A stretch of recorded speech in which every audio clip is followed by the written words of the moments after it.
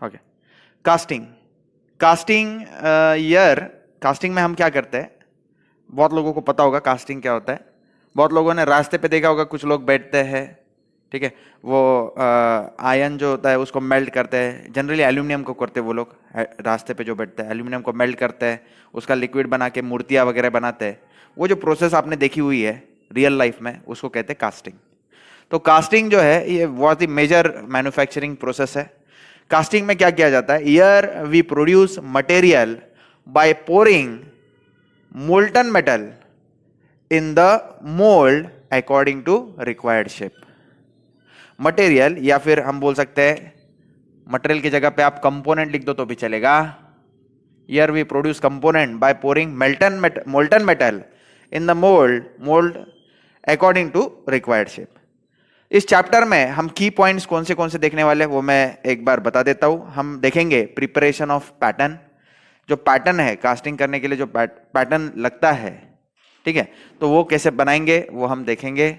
उसके बाद में preparation of mould cavity, mould की कैविटी कैसे बनाएंगे उस पैटर्न के हेल्प से, वो हम देखेंगे, ठीक है। उसके बाद में लिक्विफाइंग द मटेरियल को लिक्विफाई कैसे करते हैं, उसका हीटिंग प्रोसेस कैसे होता है वो देखेंगे। फिर सॉलिडिफिकेशन, उस मटेरियल जो मोल्ड में हमने डाला है उसको सॉलिडिफाई कैसे होता है उसका प्रोसेस हम देखेंगे।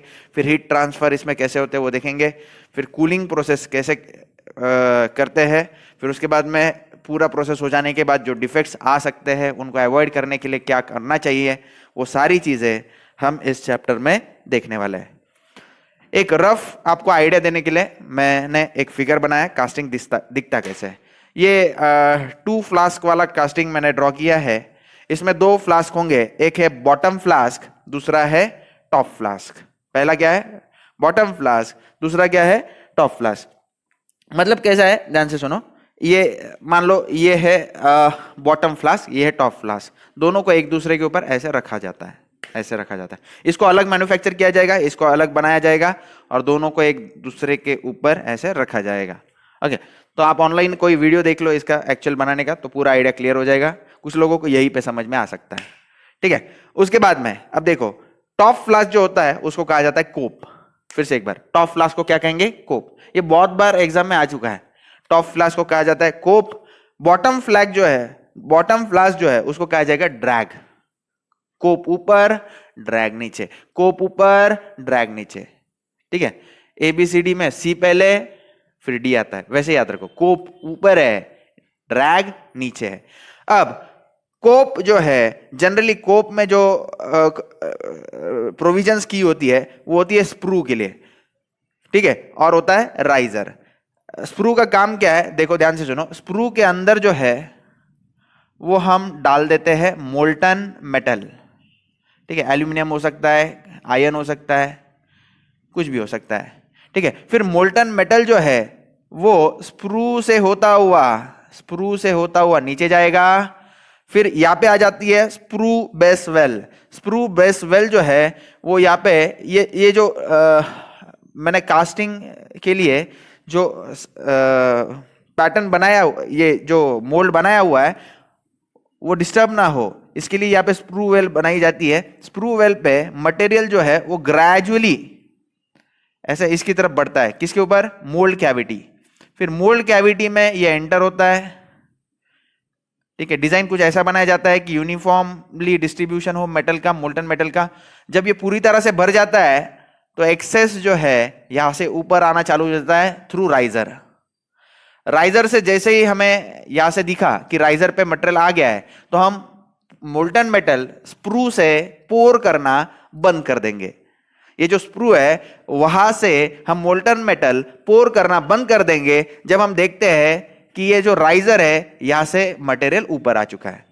राइजर से मटेरियल तभी ऊपर आता है जब ये जो मोल्ड कैविटी है ये पूरी तरह से भर जाती है, ठीक है। एक बार फिर से जर्नी देखेंगे मोल्टन मेटल की जर्नी कहां से, स्प्रू से होता हुआ अंदर जाएगा, फिर बेस वेल उसको गाइड करेगा कि किस दिशा में जाना है। रनर से होता हुआ वो मोल्टन कैविटी में जाएगा। जब मोल्टन कैविटी पूरी तरह से भर जाएगा तो एक्सेस जो मटेरियल है वो कहां से बाहर आएगा, राइजर से जैसे ही हमें दिखा कि मोल्टन मटेरियल बाहर आ गया है, हम मोल्टन मेटल जो है वो स्प्रू से फिलअप करना बंद कर देंगे। तो ऐसा एक रफ स्ट्रक्चर मैंने बताया आपको कास्टिंग का। अब ये कास्टिंग में 3 तरह के टाइप होते हैं, वो टाइप्स हम नेक्स्ट इसमें देखते हैं।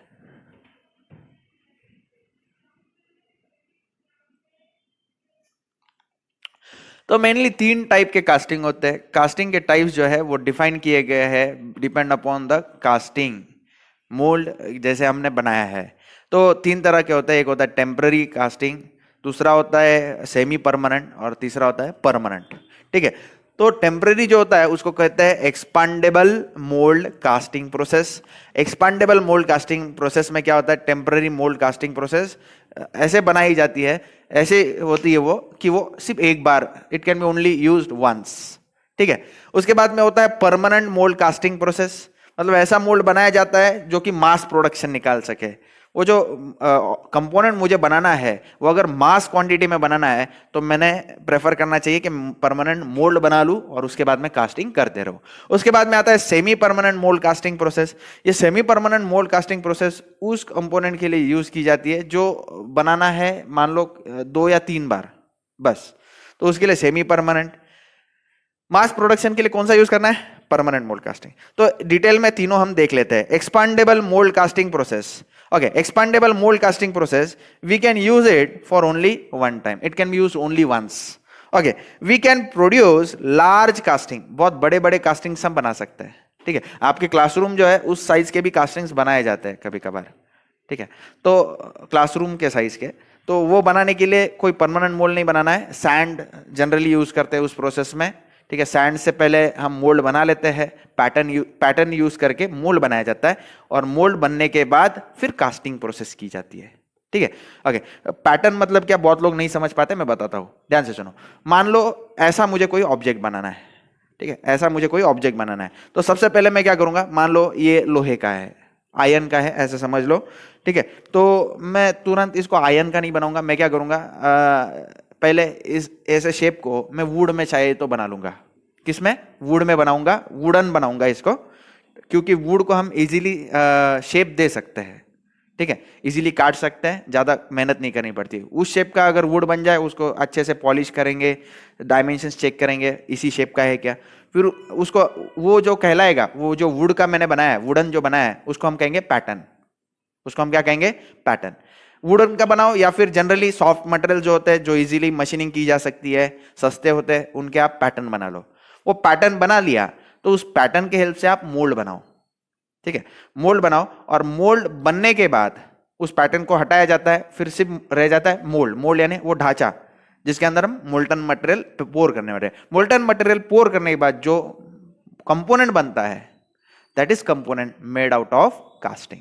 तो पैटर्न समझ में आया, पैटर्न मतलब वो उसके जैसे दिखने वाला फाइनल जो कंपोनेंट है, उसके जैसे सेम डायमेंशन रहने वाला, लेकिन कुछ अलग मटेरियल में हो सकता है वो, तो that can be use as a pattern. या फिर ऑलरेडी जो मदर कंपनी है जिसने हमें वेंडरशिप दी है और कहा है कि ये कंपोनेंट बनाओ, वो तो ओरिजिनल प्रोडक्ट दे देती है, फिर that original product can be also use as a pattern for making a mould cavity, और उस मोल्ड कैविटी से हम फिर प्रोडक्शन निकाल सकते हैं। सबको समझ में आया पैटर्न क्या होता है? ठीक है, पैटर्न वो पहला चीज होता है, पहला ऑब्जेक्ट होता है जिसके हेल्प से हम मोल्ड बनाएंगे। क्या बनाएंगे? मोल्ड। मोल्ड यानी वो ढांचा जो है, साचा जो है, वो हम बनाएंगे और उसके हेल्प से बाद में प्रोडक्शन होगा। तो देखो ध्यान से सुनो, we can produce larger castings, heavier casting materials by using expandable mould casting. Material use is mainly sand. अब सैंड के भी टाइप्स होते हैं, वो हम आने वाले सेशन में देखेंगे। परमानेंट मोल्ड कास्टिंग क्या होता है? The mould can be repeatedly use for producing component, these are made of metals so they are called as metallic molds। इसमें ये परमानेंट क्यों है? क्योंकि ये जो मोल्ड है, ये जो मोल्ड है, ये खराब नहीं होते। ठीक है, अच्छे वाले मेटल्स से बने होते हैं, ऐसे मेटल्स जो हाई टेम्परेचर को रेजिस्ट करे, डिफॉर्म ना हो, शेप डिटोरिएट ना हो, ऐसे मटेरियल्स हम यूज करते हैं। ये यूज किए जाएंगे फॉर मास प्रोडक्शन। ठीक है, मेड ऑफ मेटल्स, ये अंडरलाइन कर लिया करो। The mould can be repeatedly use for producing components. Okay, it is made up of what? Grey cast iron. ये एक्सपांडेबल किससे बना था? सैंड से। ये कितने बार यूज हो सकता है? Only one time. क्या बनाने के लिए यूज होता है? Large casting and heavier casting materials. तो ऐसे की पॉइंट्स को आप अंडरलाइन कर सकते हैं। Semi permanent mould casting process, casting mould can be use for 2 to 3 times के लिए सेमी परमानेंट मोल्ड यूज किया जा सकता है। यूजेस हाईली रिफ्लेक्टिव मटेरियल्स, इसमें कौन से होते हैं? Highly refractive materials. ऐसे मटेरियल, हाईली रिफ्रैक्टिव मटेरियल्स मतलब क्या? ऐसे मटेरियल्स जो हाई टेम्परेचर्स को विथस्टैंड कर सके, हाई टेम्परेचर्स को विथस्टैंड कर सके। इसके एग्जांपल से परलाइट, परलाइट जो है वो ग्रीस यूएसए में पाया जाता है, माइनिंग के दौरान पाया जाता है। वर्मिक्यूलाइट, वर्मिक्यूलाइट जो है चाइना, साउथ अफ्रीका, इसमें पाया जाता है। फिर crust fire bricks, fire bricks जो होते हैं उनको पीस के, उनका जो है वो क्रस्ट जो है, that can be also use in a semi permanent mould casting. Generally aluminium और मैग्नीशियम ऑक्साइड्स जो होते हैं they are called as refractive material, और इन्हीं से ये चीजें बनी हुई है।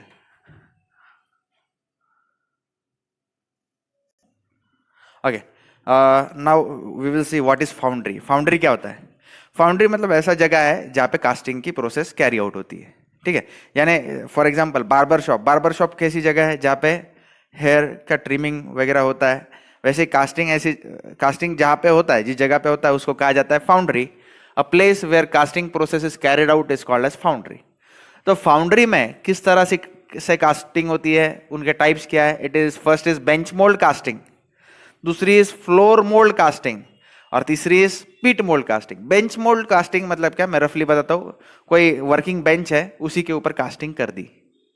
कोई वर्किंग बेंच होता है ना, तो उसके ऊपर सारा मटेरियल रख के कास्टिंग कर दी, उसको कहते हैं बेंच मोल्ड कास्टिंग। तो जाहिर सी बात है, बेंच पे कर रहे हैं तो छोटे छोटे कंपोनेंट्स हो, उनके लिए कास्टिंग हो सकती है। फ्लोर मोल्ड कास्टिंग मतलब ऐसी कास्टिंग इतनी हेवी कि बेंच पे नहीं रख सकते, तो उसके लिए जमीन पे रखी, जमीन पे ही कोप ड्रैग वगैरह अरेंज करके, सैंड मोल्ड वगैरह जो भी है, जिस टाइप की कास्टिंग है उसको फ्लोर पे की, ठीक है। यानी फाउंड्री के फ्लोर पे जो की जा सकती है। और तीसरी आती है पिट mould casting. Pit mould casting मतलब ऐसी कास्टिंग जिसके लिए खड्डा खोदना पड़ता है, पिट बनाना पड़ता है। पिट मतलब क्या होता है? गड्ढा। तो जनरली पिट मोल्ड किसके लिए यूज करेंगे? बहुत बड़े कंपोनेंट जो है उसके लिए पिट मोल्ड यूज करेंगे, जो मीडियम साइज है उसके लिए फ्लोर मोल्ड, और जो छोटे छोटे कंपोनेंट्स है उसको जमीन पे भी जाने की जरूरत नहीं, बेंच पे ही कर लेंगे, उसको बोलते हैं बेंच मोल्ड कास्टिंग। तो हम डिटेल में देखते हैं बेंच मोल्ड कास्टिंग क्या है। These are meant for producing smaller components. Floor mould casting are used for producing medium casting. The work is done on the floor itself. Floor मतलब जमीन पे किया जाता है काम। फिर उसके बाद में pit mould casting use for taller and larger casting. बहुत बड़े बड़े कास्टिंग के लिए पिट मोल्ड कास्टिंग मतलब गड्ढा बनाओ और उसमें कास्टिंग करो। तो इसमें ये ज्यादा इंपॉर्टेंट है एग्जाम के पॉइंट ऑफ व्यू। यहां पे क्या करते हैं, प्रोसीजर मैंने लिख के दी। वी डिग अ पिट मतलब खड्डा खोदेंगे according to size of casting. Bottom part is covered with cork, ठीक है। पहले क्या किया जाता है, देखो मैं ड्राइंग बना के दिखी है, ये सॉइल का लेवल है अपना, ठीक है। तो उसमें एक खड्डा खोदा गया, खड्डा खोदा गया और नीचे जो है कोक डाला गया। कोक मतलब कोल का प्रकार है, ठीक है। हाईएस्ट कार्बन वाला कोल जो होता है उसको कोक कहते हैं ना, तो वो कोल जो है यहाँ पे डाला जाता है। अबाउट 50 to 80 mm ये कोक का जो लेयर है, ये हाइट जो है कोक का कितना है 50 to 80 mm, and then pour a melting metal, ठीक है। Moulding material used is loam sand. ये जो ग्रीन कलर के डॉट्स आप नजर आ रहे हैं, ये कौन सा सैंड है? लोम सैंड, सैंड का प्रकार है, ठीक है। Vents are provided for free flow of exhaust gases. देखो आप बीच बीच में ये वेंट्स नजर आ रहे हैं आपको, वेंट्स वेंट्स, ये नीचे की तरफ वेंट्स वेंट्स। ये क्यों प्रोवाइड किए जाते हैं? जो एग्जॉस्ट गैसेस प्रोड्यूस होंगे, जो हीट रिलीज होगी, उसको ये सैंड से ट्रैवल होके इन वेंट्स से बाहर जाएगी। तो ये वेंट्स है, vents vents. Vents are provided for free flow of exhaust gases. Walls are covered with bricks. इसके वॉल्स अगर आप देखोगे ये ब्रिक्स से बनाए हुए होंगे, ठीक है। Pit itself as a drag, ये जो पिट है यानी जो गड्ढा है, it will be drag, pit itself as a drag, और ऊपर जो है कोप हम ब्रिक्स के मदद से बनाएंगे, ठीक है। तो प्रोसीजर फिर से याद करो। पिट मोल्ड कास्टिंग में सबसे पहले क्या करना है, जमीन रहेगी, जमीन में गड्ढा करो, गड्ढे में क्या करो, पहले कोक का एक लेयर डालो 80 to 50 mm थिकनेस का। फिर गड्ढे की आउटलाइंस जो है उसको ब्रिक्स से कवर करो। फिर वेंट्स के लिए होल ड्रिल्स करो। फिर उसमें लोम सैंड पोर करो, पैटर्न डाल के ये मोल्ड का शेप बनाओ। फिर ऊपर से कोप बनाना है तो इधर ब्रिक वॉल जनरेट करो, ऊपर से लोम सैंड डाल के एक स्प्रू का प्रोविजन प्रोवाइड करो, एक राइजर का प्रोविजन प्रोवाइड करो, और बन गया pit mould casting. Generally use for what? Tall tall या बड़े बड़े, use for tall and large casting, बड़े बड़े कास्टिंग के लिए यूज होता है। तो इस तरह से हमने देखा फाउंड्री में 3 तरह से कास्टिंग की जाती है, एक होती है बेंच मोल्ड कास्टिंग, एक होती है फ्लोर मोल्ड कास्टिंग, और तीसरी pit mould casting. Pit mould casting exam point of view ज्यादा इंपॉर्टेंट है। Okay, types based on number of moulding flask. तो मोल्डिंग फ्लास्क जो होता है जनरली आपको अभी 2 ही फ्लास्क पता है, एक कोप होता है, एक ड्रैग होता है, ठीक है। तो इसमें सिंगल फ्लास्क कास्टिंग प्रोसेस भी होती है, डबल फ्लास्क कास्टिंग प्रोसेस भी होती है, ट्रिपल फ्लास्क कास्टिंग प्रोसेस भी होती है, ठीक है। तो सिंगल फ्लास्क कास्टिंग प्रोसेस मतलब क्या, it is also called as full mould casting process.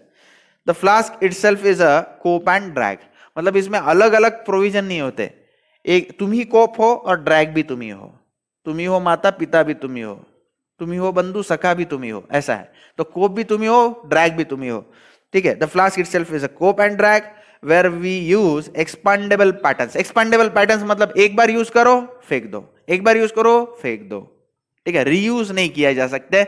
One time use वाले जो पैटर्न होते हैं उनको कहा जाता है एक्सपांडेबल पैटर्न्स, और उसमें सिंगल फ्लास्क कास्टिंग प्रोविजन होता है।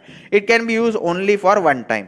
वी यूज पॉलीस्टरीन, ये गेट में एक बार पूछा है कि सिंगल फ्लास्क कास्टिंग में मटेरियल कौन सा यूज किया जाता है, मोल्डिंग मटेरियल, तो कौन सा है वो, पॉलीस्टरीन। और 2 बार बोलो polystyrene, polystyrene, polystyrene is use as moulding material in single flask casting, ठीक है। पॉज करके अच्छे से लिख लेना। उसके बाद में next double flask casting process. Double flask मतलब 2 फ्लास्क रहेंगे, एक ऊपर का फ्लास्क नीचे का फ्लास्क, ऊपर का फ्लास्क नीचे का फ्लास्क। ऊपर का फ्लास्क जो है वो कोप रहेगा, नीचे का फ्लास्क जो है वो ड्रैग रहेगा। ये प्रोसेस मैंने आपको सिखाई हुई है, ठीक है। और ट्रिपल फ्लास्क कास्टिंग प्रोसेस तब यूज करते हैं जब मटेरियल थोड़ा कॉम्प्लिकेटेड हो, जिसको 2 फ्लास्क में बनाया ना जा सके, तो उसके लिए triple flask casting process use की जाती है। ऊपर के पार्ट को कोप कहते हैं, बॉटम मोस्ट पार्ट को ड्रैग कहते हैं, और बीच में जो होता है उसको चेक कहते हैं, CHEE के चेक कहते हैं। तो इसमें देखो ऐसे 2 पार्ट्स में इसको बनाया गया। ये जो पार्टिंग लाइन है, पार्टिंग लाइन 2, ये जो है ड्रैग और चेक को सेपरेट करती है। पार्टिंग लाइन 1 जो है वो कोप और चेक को सेपरेट करती है। एक बार गेट में पूछा गया था कि सीक्वेंस क्या होती है ट्रिपल फ्लास्क कास्टिंग प्रोसेस में, तो करेक्ट सीक्वेंस क्या है, सबसे ऊपर आएगा कोप, फिर आएगा चेक, फिर आएगा ड्रैग। तो इस तरह से आज हमने types based on number of moulding flask check किए, लर्न किए। दैट इज सिंगल फ्लास्क में कोप और ड्रैग एक ही रहता है।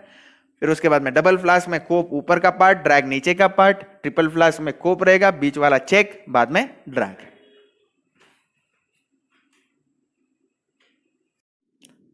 तो next is types of moulding materials. Moulding materials जो है, मोल्डिंग सैंड होता है, मेटल्स होते हैं, रिफ्रैक्टरी मटेरियल्स होते हैं। अब इन सब के बारे में आपको थोड़ा थोड़ा नॉलेज है, अब हम डिटेल में देखेंगे कि कैसे होता है। तो मोल्डिंग सैंड में बहुत सारे टाइप्स होते हैं, तो एक एक करके हम सारे टाइप्स देखेंगे। पहला होता है ग्रीन सैंड।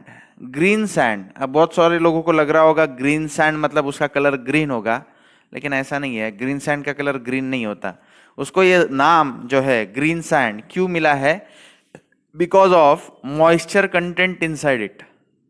उसको ये नाम उसके अंदर जो मॉइस्चर है उसके कारण मिला है, या फिर मॉइस्चर का ही दूसरा नाम वाटर कंटेंट। तो its composition is, green sand जो है उसका मेन कॉन्स्टिट्यूएंट है सिलिका सैंड, सिलिका सैंड या फिर सैंड सिलिका भी बोलते हैं लोग। तो इट इज अराउंड 70 to 75%। फिर उसके बाद में आ जाता है क्ले, इट इज 18 to 23%, और रिमेनिंग जितना भी है वो मॉइस्चर है, दैट इज 6%। कुछ इंप्यूरिटीज भी हो सकती है ग्रीन सैंड के अंदर, एल्यूमिनियस, मैग्नीशियम वगैरह इसकी इंप्यूरिटीज भी हो सकती है। उसके बाद में it has a very high moisture content in it, so it is called as a green sand. Green sand का कलर ग्रीन है ऐसा नहीं है, ठीक है। तो ये आपको याद रखना है।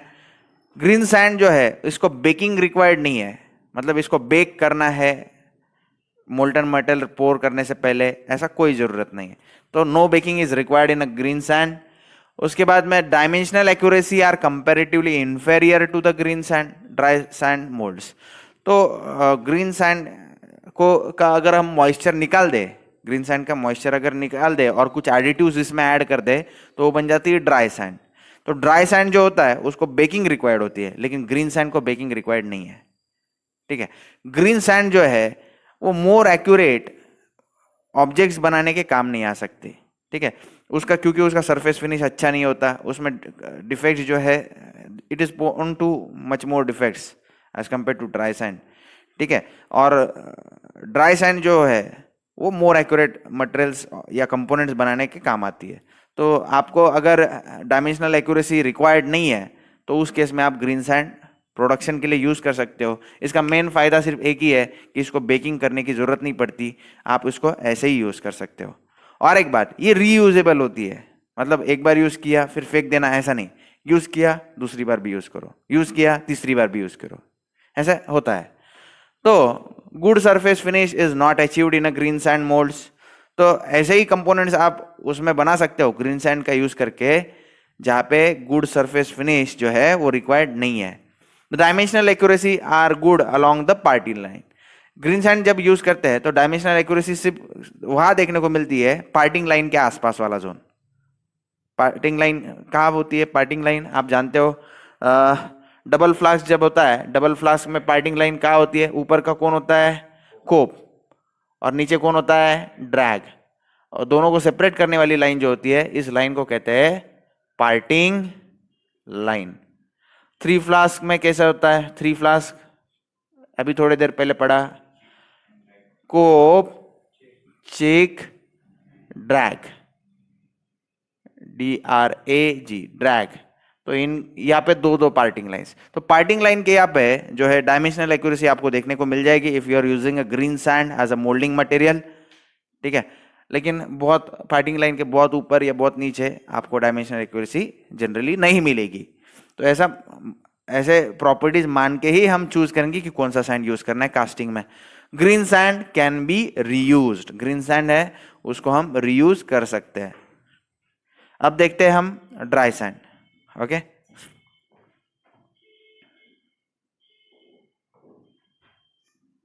ओके, ड्राई सैंड जो होता है ये कैसे बनता है? ग्रीन सैंड से मॉइस्चर कंटेंट आप हटा दो तो वो ड्राई सैंड हो जाता है। और एक चेंज है थोड़ा सा, ड्राई सैंड में जो है हम एडिटिव्स ऐड करते हैं। इसमें एडिटिव्स कौन से होते हैं? सीरियल फ्लोर, आप उसी को कॉर्न फ्लोर भी कहते हैं कुछ लोग। ठीक है, फिर उसमें आता है pitch. Pitch and cereal flour are additives, are what? Pitch and cereal flours are additives used in dry sand. ठीक है, तो इसमें एडिशनल होते हैं ये चीज। सैंड सिलिका जैसे ग्रीन सैंड में है वैसा ही इसका परसेंटेज है। ठीक है, फिर क्ले इसमें भी है, ग्रीन सैंड में भी था। वाटर कंटेंट जो है या मॉइस्चर कंटेंट हम जिसको कहते हैं वो ड्राई सैंड में बहुत बहुत कम है, बहुत कम होता है। और उसके बाद में भी हम इसको बेकिंग प्रोवाइड करते हैं, बेकिंग प्रोवाइड करते हैं तो जितना भी मॉइस्चर वो सारा चला जाता है। ठीक है, once the mould cavity is prepared by using dry sand it undergoes a baking at about 120 degree Celsius to 260 degree Celsius. मतलब यहाँ पे बेकिंग रिक्वायर्ड है, ग्रीन सैंड जो था उसमें हम बेकिंग प्रोवाइड नहीं करते थे।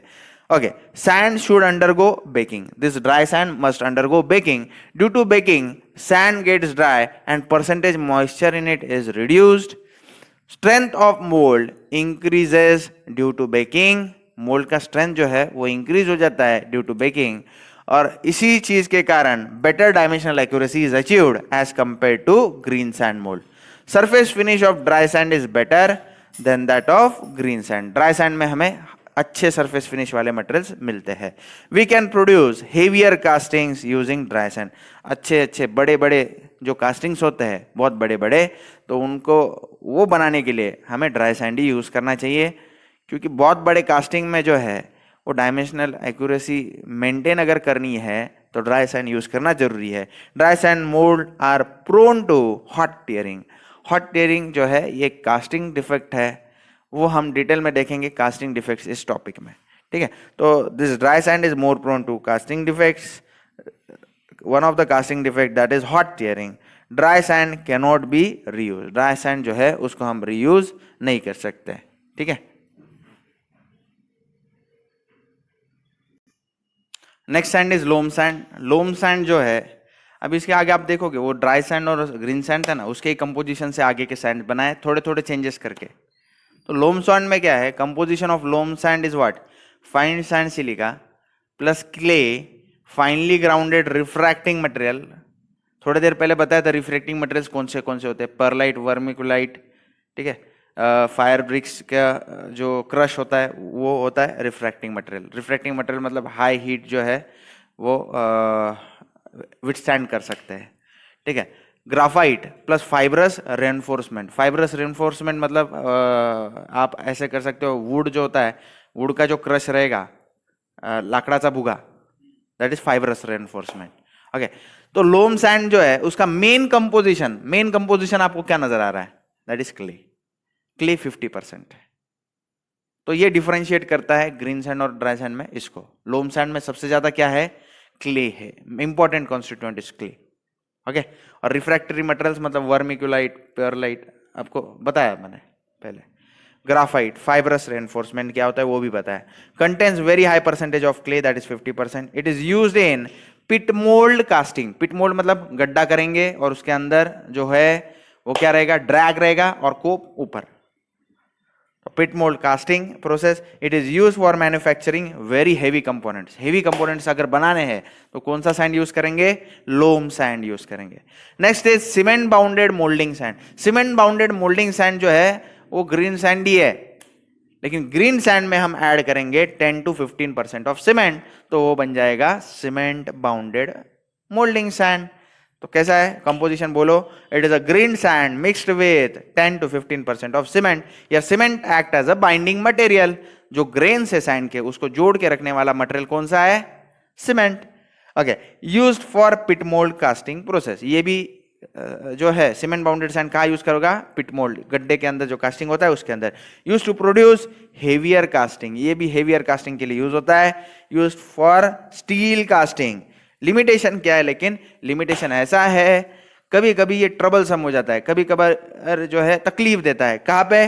Removal of casting material is troublesome as cement is use as a binding material. Cement binding material use किया है तो सीमेंट जो है स्टिक हो जाता है इन अ पार्टिंग लाइन, तो कास्टिंग जो रिमूव करना है वो ट्रबल सम हो जाता है। तो इसके लिए क्या करो, थोड़ा जो कोल का पाउडर है वो यूज किया जाता है बाइंडिंग पार्टिंग लाइन के बीच में, या फिर कॉर्नफ्लोर वगैरह हम यूज कर सकते हैं, पाउडर यूज कर सकते हैं पार्टिंग लाइन को सेपरेट करने के लिए।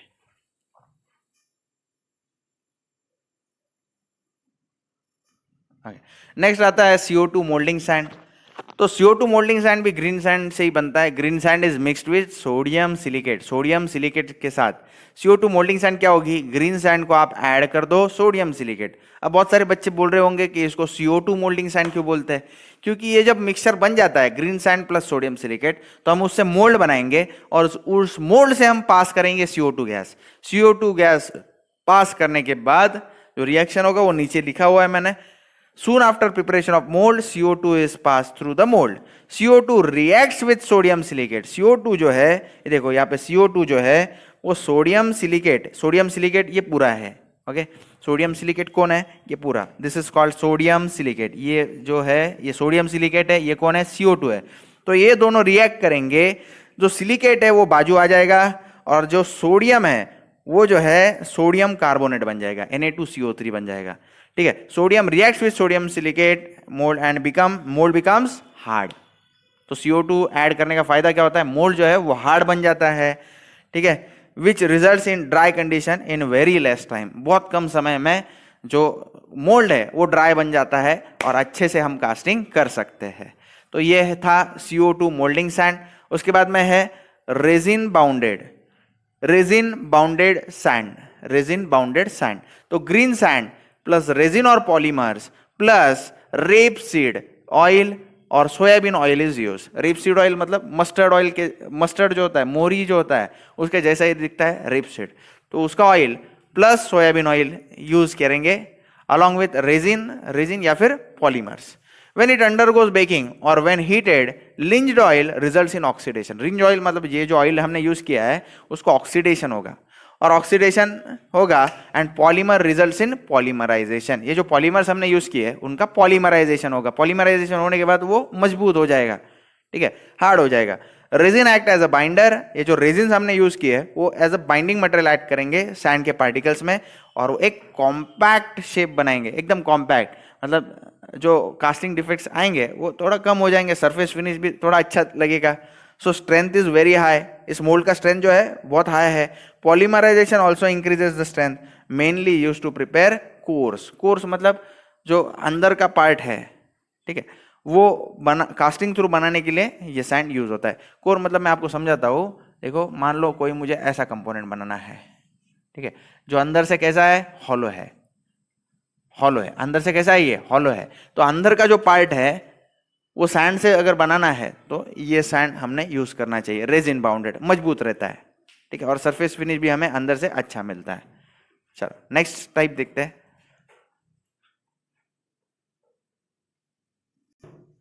तो लास्ट टाइप सैंड का composite moulding sand. Composite moulding sand में अलग अलग कंपोजिट यूज किए जाएंगे।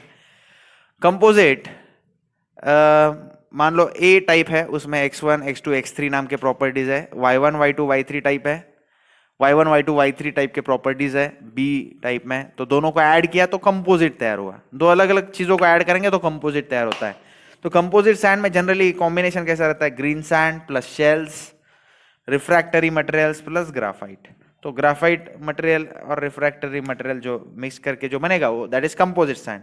Use to produce complex casting, मतलब जिसमें कॉम्प्लेक्स फीचर्स है उसको बनाने के लिए कंपोजिट सैंड यूज करेंगे, ठीक है। मेथड्स ऑफ मोल्डिंग, मोल्डिंग जो है बाय हैंड हो सकता है, बाय हैंड मतलब हैमर से जो है हैमरिंग करो सैंड को और करो।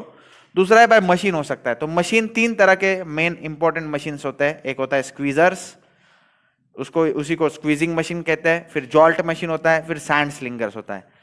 तो छोटे छोटे अगर कास्टिंग बनाने हैं तो ये दो मशीन्स काम आते हैं, स्क्वीजर्स एंड जॉल्ट मशीन। लेकिन बहुत बड़ी जो है, बहुत बड़े कास्टिंग्स अगर बनाने हैं तो सैंड स्लिंगर्स काम में आते हैं। तो ये मशीन्स दिखते कैसे, हम थोड़ा रफ आइडिया ले लेंगे।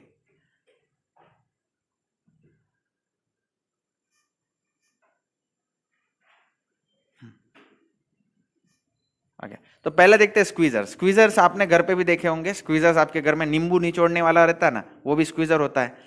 तो ये स्क्वीजर नींबू नहीं निचोड़ेगा, ये जो है ये क्या करेगा, जो सैंड हमने फिलअप की हुई होती है फ्लास्क में उसको रैमिंग करने का काम करेगा, उसको दबाने का काम करेगा।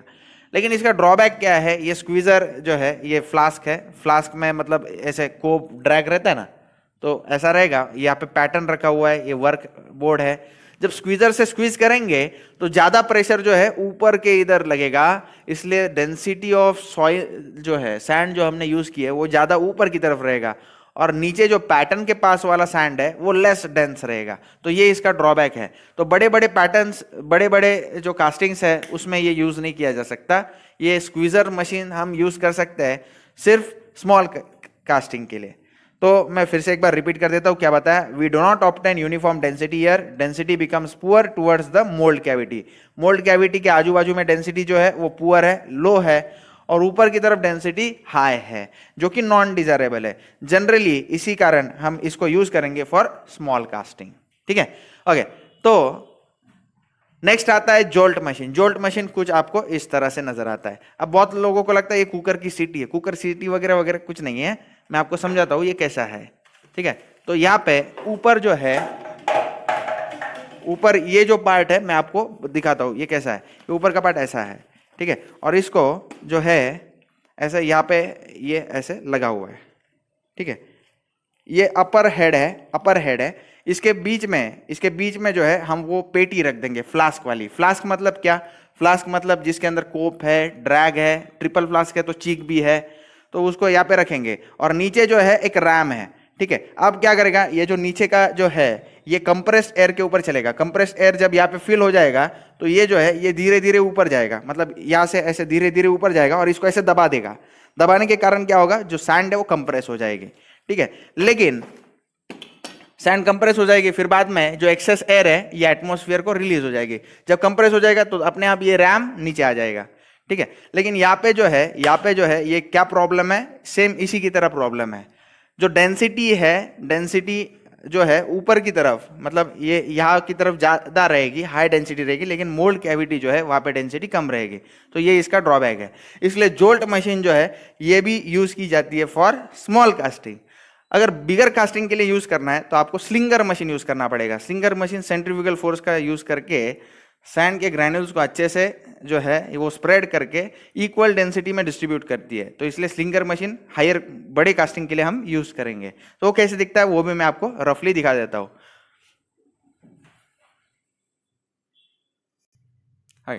सैंड स्लिंगर मशीन, ठीक है। ये मशीन जो है इसमें रोटेटिंग इम्पेलर लगा हुआ है, ठीक है। सैंड जो है यूनिफॉर्म डेंसिटी की जनरेट होके यहाँ पे फिलअप किया जाता है, ये पैटर्न है। तो ये this can be use for higher casting materials. Draw कर लो।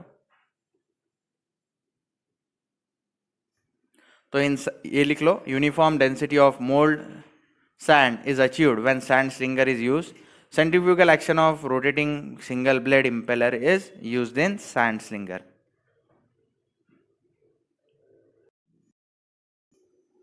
Okay. Properties of moulding sand, ठीक है। तो एक एक करके हम प्रॉपर्टीज देखेंगे। सबसे पहले जो प्रॉपर्टी है मोल्डिंग सैंड की वो है पोरोसिटी। तो पोरोसिटी क्या होता है? Porosity is ability to absorb gases, ठीक है। पोरोसिटी क्या है? It is ability to absorb, colour pen कहा गया, yes, porosity is ability to absorb gases. Measurement of porosity is done by a term called permeability. Permeability ये term जो है इससे हम पोरोसिटी मेजर कर सकते हैं। तो permeability can be defined as ability of, what it is ability of moulding sand to allow gases to escape through the sand. Sand में जो होल्स होंगे छोटे छोटे से, उसमें से गैसेस एस्केप करने की जो एबिलिटी है उसको बोलेंगे परमेबिलिटी, ठीक है। उसको परमिट करेगा गैसेस को बाहर निकलने के लिए, वो जो एबिलिटी है उसको बोलेंगे permeability. Okay, permeability is measured in terms of permeability number. Permeability number का फॉर्मूला जो है वो यहाँ पे दिया है। परमेबिलिटी नंबर कैपिटल पी क्या है? VH upon PAT, VH upon PAT।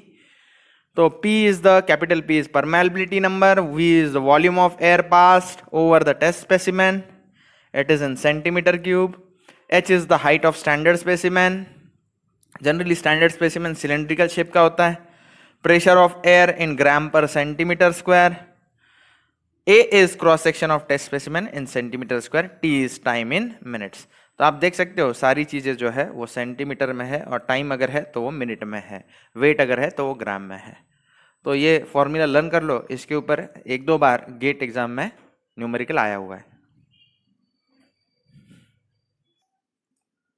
Okay, a 2000 cc of air is passing through a standard cylindrical specimen for 1.5 minutes. The manometer indicates pressure of 5 gram per centimeter square. What is the permeability number? Take diameter and height of standard specimen as 5.08 centimeter. तो volume जो है 200 cc, cc मतलब centimetre cube, volume दिया है centimetre cube में।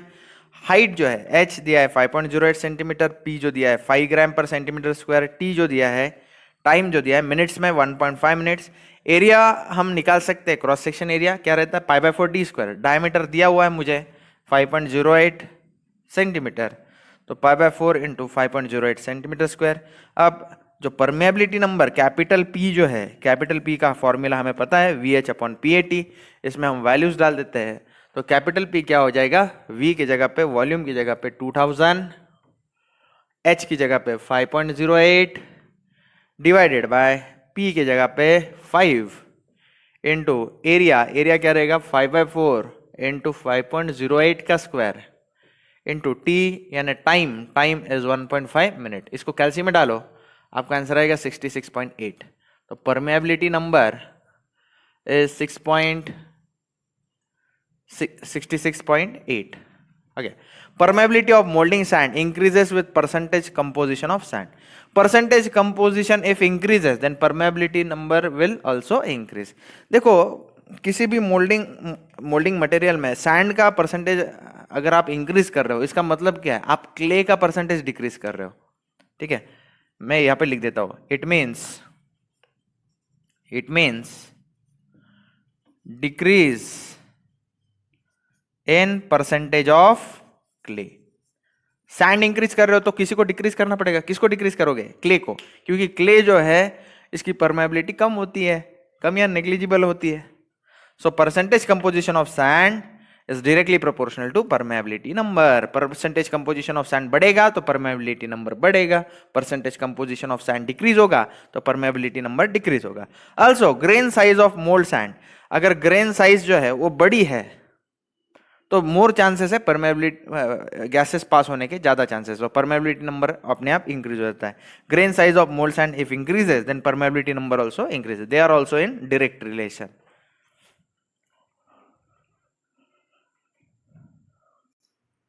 Next concept is moisture content.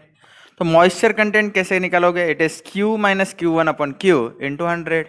Q is the mass of sand before drying and Q1 is mass of sand after drying. तो moisture content के ऊपर अगर न्यूमेरिकल आता है तो आप कॉमन सेंस से भी मॉइस्चर कंटेंट निकाल सकते हो। ओके, कैसे निकालोगे? मास of sand before drawing minus mass of sand after drawing divided by mass of sand after drawing into 100। तो इससे परसेंटेज ऑफ मॉइस्चर कंटेंट आप निकाल सकते हैं।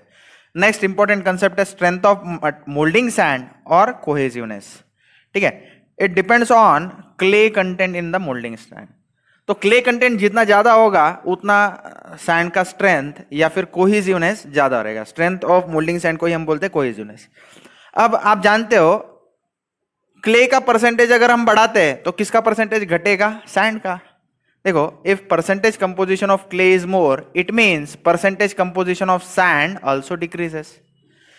सो percentage composition of sand if it increases then strength of the cohesiveness, strength या फिर strength कोई दूसरा नाम क्या है? स्ट्रेंथ और cohesiveness of sand increases. That is reduce in grain size. Grain size अगर रिड्यूस करेंगे तो कोहेसिवनेस या फिर उसी को हम दूसरा नाम क्या बोलते हैं? स्ट्रेंथ जो है वो इंक्रीज होगा। Reduce in grain size is directly proportional to increase in cohesiveness या फिर strength of the moulding sand.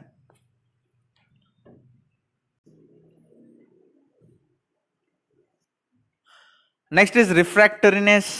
It is the ability of moulding material to withstand higher temperature. High temperature withstand करने के लिए जो property required है उसको बोलते हैं refractoriness. As grain size increases refractoriness also increases. Flowability of molding sand is its ability to flow while preparation of mold. It is achieved by regulating percentage composition of clay. ठीक है, clay का percentage कम ज्यादा करके हम flowability increase या decrease कर सकते हैं। कोलैप्सिबिलिटी, ये बहुत इंपॉर्टेंट प्रॉपर्टी है, लेकिन किसकी? कोर की, मोल्ड के कोर की ये प्रॉपर्टी है। Molten metal applies compressive force on core and the core reduces in volume.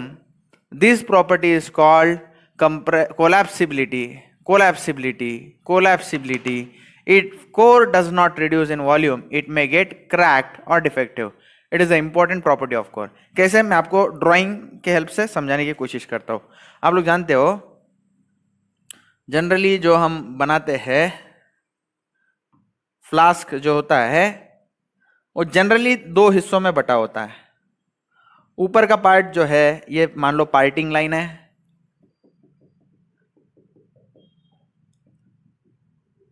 ऊपर के पार्ट को हम क्या बोलते हैं? कोप। इसको बोला जाता है ड्रैग। ठीक है, इसके बाद में ये कौन होता है? स्प्रू। उसके बाद में होती है स्प्रू वेल, ये रनर। रनर के बाद क्या होता है? हमारा पैटर्न। अगर मान लो पैटर्न जो है उसके अंदर कोर है, कोर मैं ड्रॉ करता हूं। कोर मतलब क्या, ये भी मैं समझाने की कोशिश करता हूं। ये कोर है मान लो, राइजर यहां पे मैं बनाता हूं। ठीक है, अब मोल्टन मेटल जब हम पोर करते हैं, मोल्टन मेटल जब हम इसके अंदर पोर करेंगे, मोल्टन मेटल जब इसके अंदर पोर होगा तो मेटल यहाँ पे जाएगा। ओके, इस वेल से होता हुआ रनर की तरफ जाएगा और ये सारा जो स्पेस है ये ऑक्यूपाई करना चालू करेगा, ऐसे नीचे जाएगा।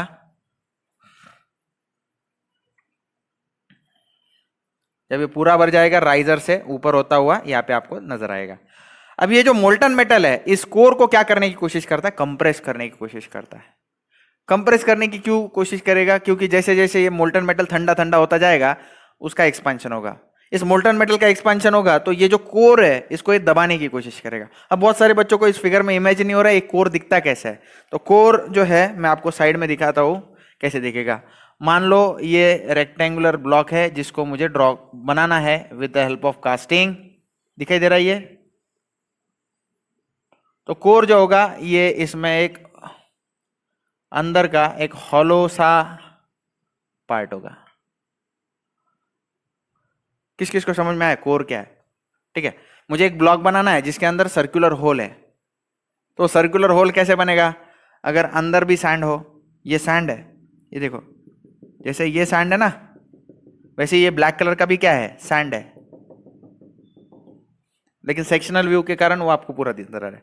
तो ऐसा अगर ऑब्जेक्ट मुझे बनाना है, ड्रॉ करना नहीं, बनाना है विद हेल्प ऑफ कास्टिंग, तो ये जो पार्ट होता है इसको हम क्या कहते हैं? इसको क्या कहेंगे? Core. This is what? Core. ठीक है, मैं और लिखता हूं, तो मैं यहां पे लिख देता हूं molten metal, molten metal applies compressive force on core। ठीक है, तो ये इसको कहते हैं कोर। तो उसको रेजिस्ट करने की जो एबिलिटी है उसको बोलते हैं कोलैप्सिबिलिटी। ठीक है, चलो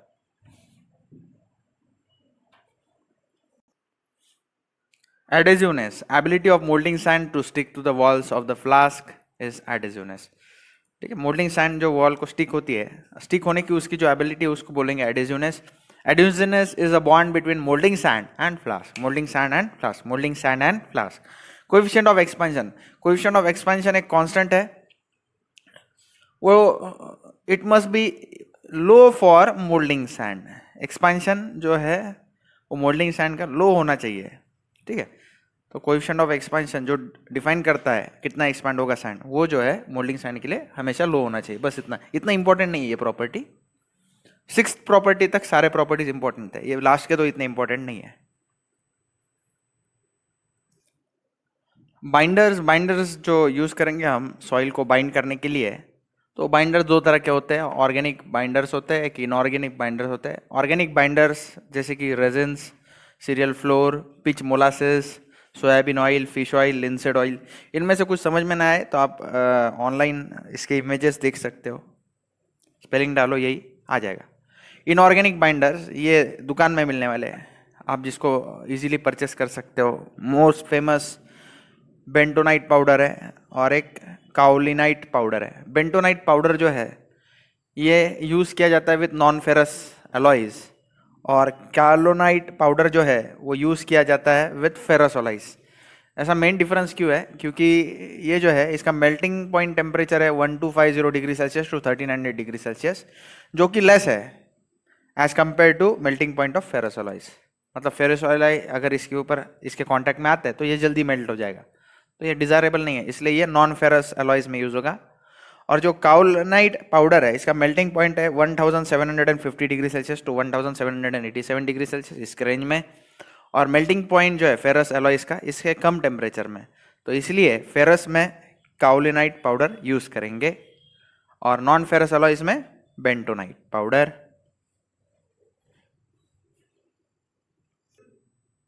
नेक्स्ट इज पैटर्न। पैटर्न क्या होता है? It is replica of a casting.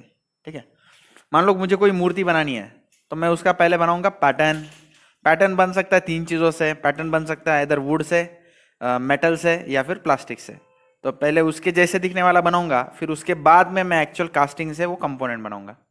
ठीक है, तो pattern is what? It is replica of casting. It is mainly used in producing, its main use is to produce mould cavity. Mould cavity बनाने के लिए pattern का use किया जाता है। Types of pattern, it is wooden pattern, metallic pattern, plastic pattern. Wooden pattern क्या होता है? वुडन पैटर्न सस्ता है, इनएक्सपेंसिव, इजीली मशीनेबल, आसानी से इसको मशीनिंग किया जा सकता है, रिपेयर भी किया जा सकता है, can be repaired easily, non करोजिव, corrosion नहीं होता।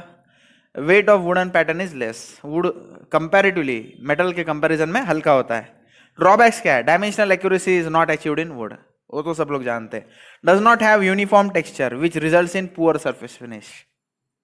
It cannot be use for more number of castings, ज्यादा कास्टिंग्स नहीं कर सकते। ठीक है, खराब हो जाता है pattern. It absorbs moisture content from the sand, moulding sand. तो ये इसके ड्रॉबैक्स है। तो वुडन पैटर्न्स कुछ विशिष्ट वुड से ही बनते हैं, पर्टिकुलर वुड से ही बनते हैं, that is white pine, mahogany, maple, birch, cherry. ये पेड़ अगर आपने देखे नहीं है तो आप ऑनलाइन देख सकते हो, इनके इमेजेस देख सकते हो।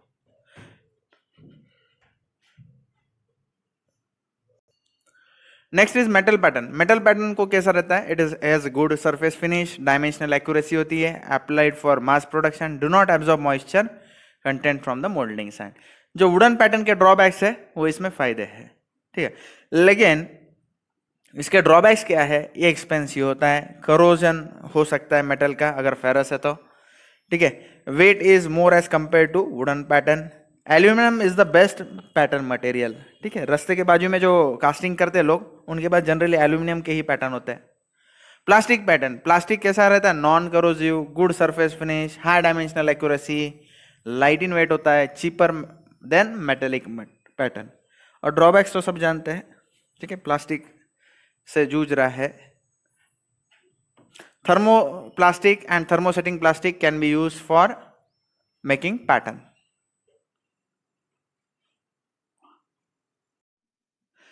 टाइप्स ऑफ पैटर्न हम कुछ और तरीके से भी देख सकते हैं। तो types of pattern, loose pattern.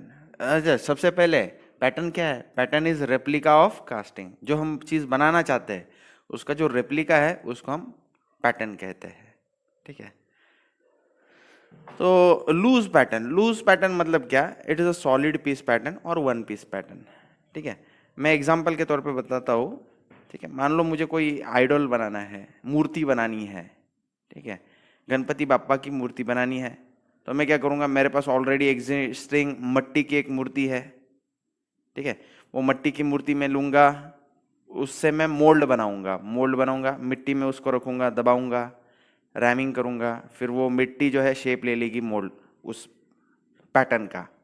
फिर वो पैटर्न में निकालूंगा और उस मोल्ड में वो जो मोल्ड जनरेट होगा उसमें मोल्टन मेटल डाल के कास्टिंग जनरेट करूँगा।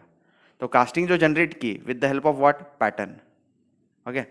तो ये जो गणपति बाप्पा की मूर्ति थी वो क्या थी? वन पीस थी, ठीक है। तो उस चीज़ को बोलते हैं लूज पैटर्न। उस चीज़ को हम क्या कहेंगे? Loose pattern. मतलब यहाँ पे देखो, मैं आपको एग्जाम्पल देता हूँ। ये गणपति बाप्पा की मूर्ति है, ये लकड़ी की बनी हुई है, लेकिन अगर मुझे इसे सिल्वर में बनाना है, चांदी में बनाना है या सोने की बनाना है, तो ये लकड़ी की मूर्ति, this will be called as, ये वन पीस है ना, एक ही पीस में। ऐसा थोड़ी है गणपति बाप्पा का जो गर्दन है वहाँ से अलग, पेट से अलग, पैरों से अलग, ऐसा नहीं है ना, एक ही पीस है। तो इसको कहा जाएगा लूज पैटर्न, ओके। तो इसके ये पैटर्न है, इसको इसके हेल्प से मैं चांदी की मूर्ति बना सकता हूं, इसका रेप्लिका बनेगी वो। नेक्स्ट है split pattern. It is a two piece pattern, it is most widely use pattern, one piece is in cope and other piece is in drag, ठीक है। मतलब मैं आपको समझाने की कोशिश करता हूं। स्प्लिट पैटर्न में क्या होगा? मान लो मेरा ऑब्जेक्ट जो है, क्या लेंगे एग्जाम्पल के तौर पे हम लोग, कुछ आइडिया दो आप। हाँ, मान लो कोई आइडॉल मुझे बनाना है, ओके। ये आइडॉल है, आइडॉल मतलब मूर्ति है, ओके। तो इसको मुझे बनाना है, तो मैं इसको स्प्लिट करके बना सकता हूँ। स्प्लिट पैटर्न में मतलब इसका ये पार्ट जो है ये अलग है, मतलब सेपरेट हो सकता है इस डॉल का, डॉल बोलते हैं अपन। तो ये डॉल जो है, डॉल का मुंडी जो है वो अलग रहेगा और जो नीचे का पार्ट है वो अलग रहेगा। मान लो ये जो है ये ड्रैग में रहेगा और ऊपर का पार्ट जो है वो किस में रहेगा? कोप में रहेगा, ओके। और इसको ये सेपरेटेड है, ठीक है। मतलब मुंडी अलग से बनेगी और नीचे का पार्ट अलग से बनेगा। It is a two piece pattern, it is most widely use pattern. बहुत सारे पैटर्न ऐसे ही बनाए जाते हैं क्योंकि वो सिंपल होते हैं बनाने में, ज्यादा कॉम्प्लिकेशंस नहीं होते। रिमूवल प्रोसेस में भी सिंपल होता है ना। One piece in cope and other piece is in drag for a split pattern. Next है गेटेड पैटर्न। गेटेड पैटर्न मतलब क्या? Gating system is integral part of the pattern. That is riser and screw are the integral part.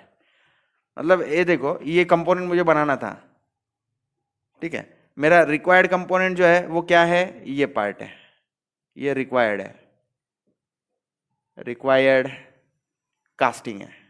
Okay, तो ये required casting बनाने के लिए जो pattern है, पैटर्न मैंने ये यूज किया। पैटर्न को आप देख सकते हैं एक्स्ट्रा प्रोजेक्शन है। ये प्रोजेक्शन किसके लिए है, स्प्रू के लिए। ये प्रोजेक्शन किसके लिए है, राइजर के लिए। स्प्रू मतलब जहां से हम मोल्टन मेटल पोर करते हैं, और राइजर मतलब जो हमें इंडिकेट करता है कि मोल्टन मेटल फिलअप हो गया।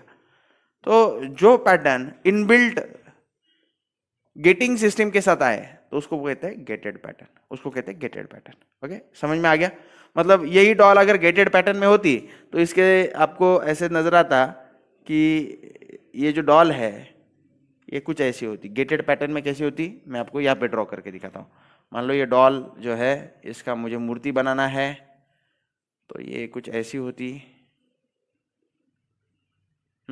इसको यहाँ पे ऐसे स्क्रू लगाया होता, स्क्रू भी इनबिल्ट होता है इसके पास, और ये जो राइजर है, राइजर भी यहाँ पे होता है। बाद में मशीनिंग से इसको काट देते हैं इन चीजों को। समझ में आ गया। ये screw, this is riser. Okay, और इसमें इस केस में रिक्वायर्ड कास्टिंग कौन है, CBA doll. Next, cope and drag pattern. Cope and drag pattern जो है ये एक्चुअली स्प्लिट पैटर्न का ही पार्ट है, ठीक है। कोप एंड ड्रैग पैटर्न में one half is in drag, another half is in cope. It is also called as split pattern. We can also attach gating system to the pattern separately. सिर्फ इसमें और इसमें फर्क क्या है, इसमें getting system जो है वो सेपरेटली हम लगा सकते हैं। Okay, match plate pattern, it is also called as split pattern, one in cope other in drag. लेकिन स्प्लिट पैटर्न और मैच प्लेट पैटर्न में फर्क क्या है, मैच प्लेट पैटर्न में क्या करते हैं, but this pattern are placed on match plates. Match plates मतलब उसके ऐसे प्रोजेक्शंस दिए रहेंगे, मतलब एग्जैक्टली जो है अलाइनमेंट हमें मिलेगी, ठीक है। मतलब कोप और ड्रैग का मिस अलाइनमेंट जो होता है ना, वो इस पैटर्न, ये पैटर्न के हेल्प से हम एलिमिनेट कर सकते हैं। ओके, तो these are placed on a match plates to get a perfect alignment. Gating system can be connected to the match plate. Match plate के साथ हम गेटिंग सिस्टम भी इसमें एडिशनल बिठा सकते हैं।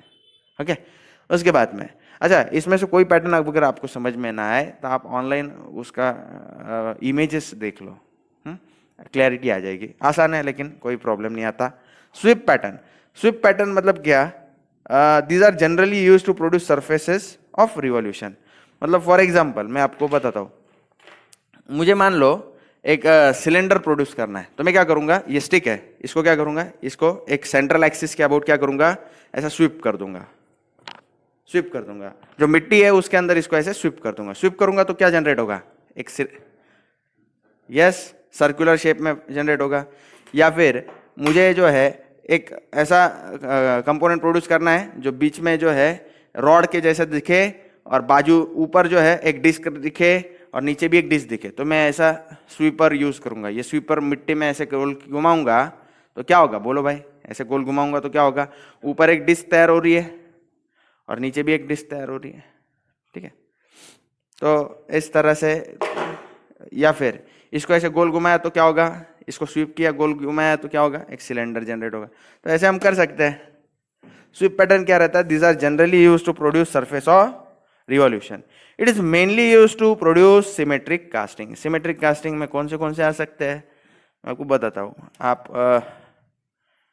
ये सिलेंडर जनरेट कर सकते हैं। सिलेंडर जनरेट एक प्लेन से ही हो सकता है, ठीक है। फिर बाद में आप इसमें ये भी जनरेट कर सकते हैं, कोनिकल शेप्स भी जनरेट कर सकते हैं। इसको कोनिकल शेप को जनरेट करने के लिए ये ऐसा स्वीपर चाहिए, सिलेंडर जनरेट करने के लिए रेक्टेंगुलर स्वीपर चाहिए, राइट। हाँ, स्फीयर भी जनरेट किया जा सकता है। स्फीयरिकल जनरेट करने के लिए आपको सेमी सर्कुलर स्वीप पैटर्न चाहिए। तो ऐसा इंटरेस्टिंग है ये। Next is skeletal pattern. Skeletal मतलब these are used to produce larger casting। बहुत बड़े बड़े कास्टिंग प्रोड्यूस करने के लिए स्केलेटल पैटर्न यूज करते हैं। Hence it is used in pit mold casting। Skeletal pattern में जनरली बहुत सारे पार्ट्स रहते हैं, मतलब अलग अलग कंपोनेंट्स को के अलग अलग पैटर्न्स रहेंगे, उन सारे पैटर्न्स को हम एक साथ जोड़ के पूरा हेवियर कास्टिंग प्रोड्यूस कर सकते हैं। ठीक है। Next is segmental pattern. Segmental patterns are generally used to produce castings of circular cross section. जो भी सर्कुलर क्रॉस सेक्शन के कास्टिंग रहेंगे वो सेगमेंटल पैटर्न से होंगे। Example wheel rim. Wheel rim जो होता है, गाड़ी का जो रिम होता है, वो सेगमेंटल पैटर्न से हम जनरेट करते हैं। तो ये कुछ टाइप्स है, थोड़ा याद रखो, अच्छा रहेगा। ओके, आज सीखने जा रहे core. Cores are used to produce casting with internal cavities and undercut. मतलब फॉर एग्जांपल, मान लो आपको एक बॉक्स बनाना है जिसके अंदर इंटरनल एक कैविटी है, तो आप क्या करोगे, एक वुडन बॉक्स लोगे या फिर किसी पर्टिकुलर शेप में बॉक्स बनाना है तो उस पर्टिकुलर शेप का जो ग्रीन सैंड है उससे मोल्ड बनाओगे। ठीक है। अब इंटरनल कैविटी के लिए आप क्या करोगे, ग्रीन सैंड का एक उस डायमीटर का, उस पर्टिकुलर कोर के डायमीटर का एक ऐसा ये कोर बनाओगे और उस बॉक्स के अंदर ऐसे इसको रख दोगे और ऊपर से आप मोल्टन मेटल पोर करोगे जिस मेटल में आपको इसको बनाना है। ठीक है। तो ग्रीन सैंड का आपको, ग्रीन सैंड के हेल्प से ये मोल्ड बन सकता है, लेकिन इसके लिमिटेशंस कैसा है, इसका ग्रीन सैंड का स्ट्रेंथ कम होता है, इसलिए हम बहुत बार ग्रीन सैंड से जब कोर बनाएंगे तो वर्टिकल इंटरनल कैविटी के लिए ही आप इसको यूज करना। वर्टिकल जो है इसका प्रोजेक्शन रहेगा, हॉरिजॉन्टल में मत यूज करना। Generally sand core do not require baking. Green sand core जो है उसको बेकिंग जनरली क्या लगता ही नहीं है, बेकिंग लगता ही नहीं है। They are generally produced by the pattern itself. Pattern से ही ये बनाए जाते हैं। उसके बाद में dry sand core. Dry sand core कैसे करते हैं, ड्राई सैंड कोर कैसे बनाएंगे। ड्राई सैंड कोर जो है उसमें क्या होता है, these are types of core which required baking. Dry sand है तो बेकिंग रिक्वायर्ड ही होगा। ठीक है। तो उसके बाद में ये जो है इसको कैसे करेंगे आप लोग, ड्राई सैंड कोर। इसमें जो है देखो, ध्यान से देखो, ये जो कोर है ये एक्सटर्नली बनाया जाता है with a resin bond. Externally बनाया जाएगा with a resin bond. Resin bond material से बनाया जाएगा और इसको जो है हमें सपोर्ट देना पड़ेगा। सपोर्ट देना पड़ेगा मतलब मैं आपको समझाता हूं कैसे सपोर्ट देंगे। ठीक है। यहां से एक सपोर्ट रहेगा, ठीक है, ऐसे, और यहां से भी एक सपोर्ट रहेगा ऐसे। ठीक है, ऐसे देख लो, ऐसे ये।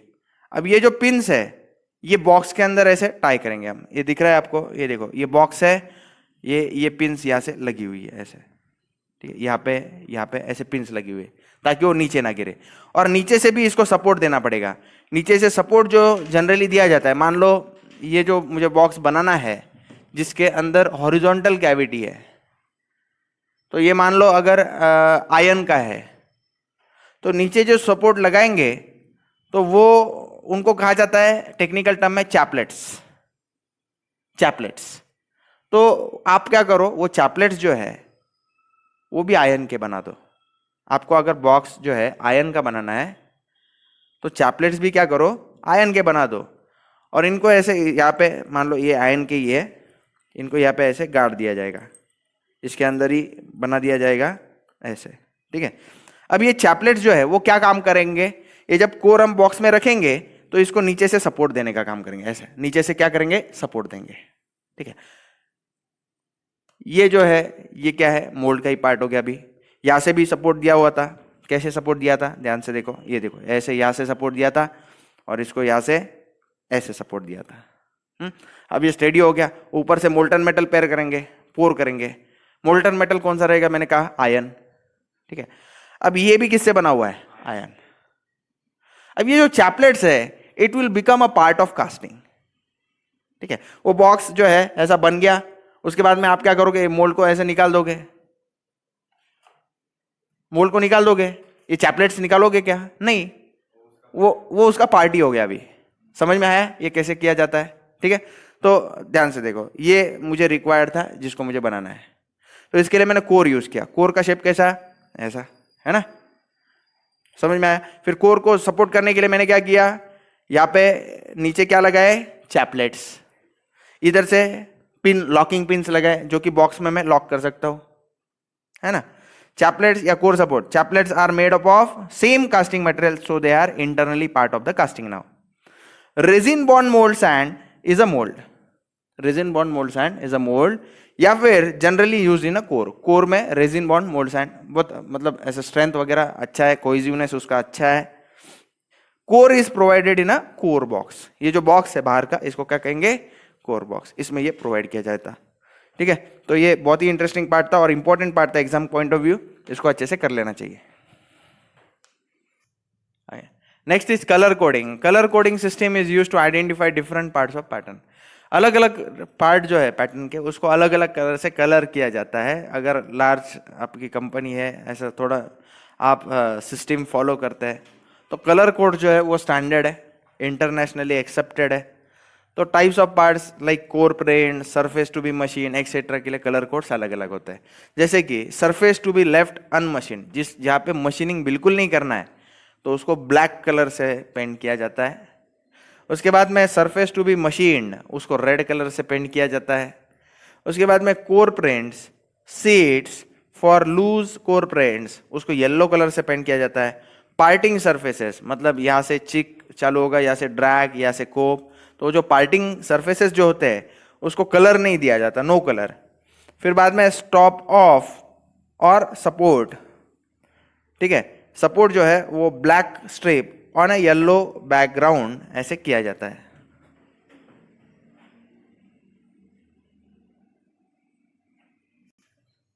आगे गेटिंग सिस्टम। गेटिंग सिस्टम जो है ये इवॉल्व हुआ है धीरे धीरे, लोगों ने कुछ करके देखा, कुछ लिमिटेशंस पाए, फिर उसको थोड़ा रिपेयर किया, थोड़े मॉडिफिकेशंस किए, इस तरह से ये इवॉल्व हुआ है। तो हम डिटेल में समझते क्या है। Design of a gating system to obtain defect free casting. Defect free casting अगर हमें चाहिए तो following steps must be followed. ठीक है, turbulent flow must be avoided, ये सबसे पहला स्टेप है, turbulent flow must be avoided. क्यों, ध्यान से सुनो। अभी अब ये पोरिंग बेसिन है, ठीक है, मैं जब यहाँ पे मोल्टन मेटल पोर करूंगा तो ये जो बेसिन है, यहाँ पे जो सैंड है वो उस मोल्टन मेटल को स्टिक होके आगे फ्लो हो सकता है। ये जो स्प्रू है, आप जानते हैं ना, पार्ट्स के नाम जानते हैं सब लोग, इसको क्या कहते हैं बोलो, इसको कहते हैं स्प्रू। इसको क्या कहते हैं, स्प्रू वेल। ये कौन है, ये हमारा कास्टिंग है। ये कौन है, राइजर है। ठीक है, ये रनर। तो जैसे यहाँ से जो मोल्टन मेटल फ्लो होता है तो यहाँ पे एजेस होने के कारण, यहाँ पे देखो, यहाँ पे एजेस है, यहाँ पे एजेस है, यहाँ पे एजेस है, तो जो सैंड है, सैंड पार्टिकल्स है, वो इसके साथ कैरी होते जाते हैं। ठीक है, कुछ एयर बबल्स बनते हैं, जिसके कारण जो हमारा कास्टिंग जनरेट होगा उसमें फ्लॉज आ सकते हैं, उसमें कास्टिंग डिफेक्ट्स आ सकते हैं। तो इन सब को कैसे अवॉइड किया जाए उसके बारे में इस पार्ट में हम देखेंगे। ठीक है, here also the sand is taken from the sprue well. यहाँ पे देखो स्प्रू वेल है ना, वहां से भी क्या होता है, ध्यान से सुनो, यहाँ से ऐसे ऐसे ऐसे ऐसे सैंड पार्टिकल्स निकल जाते हैं। So this is not 100% good to reduce the turbulence. तो पुराने जमाने में कैसे होता था, स्प्रू वेल नहीं प्रोवाइड करते थे, डायरेक्टली ऐसा करते थे।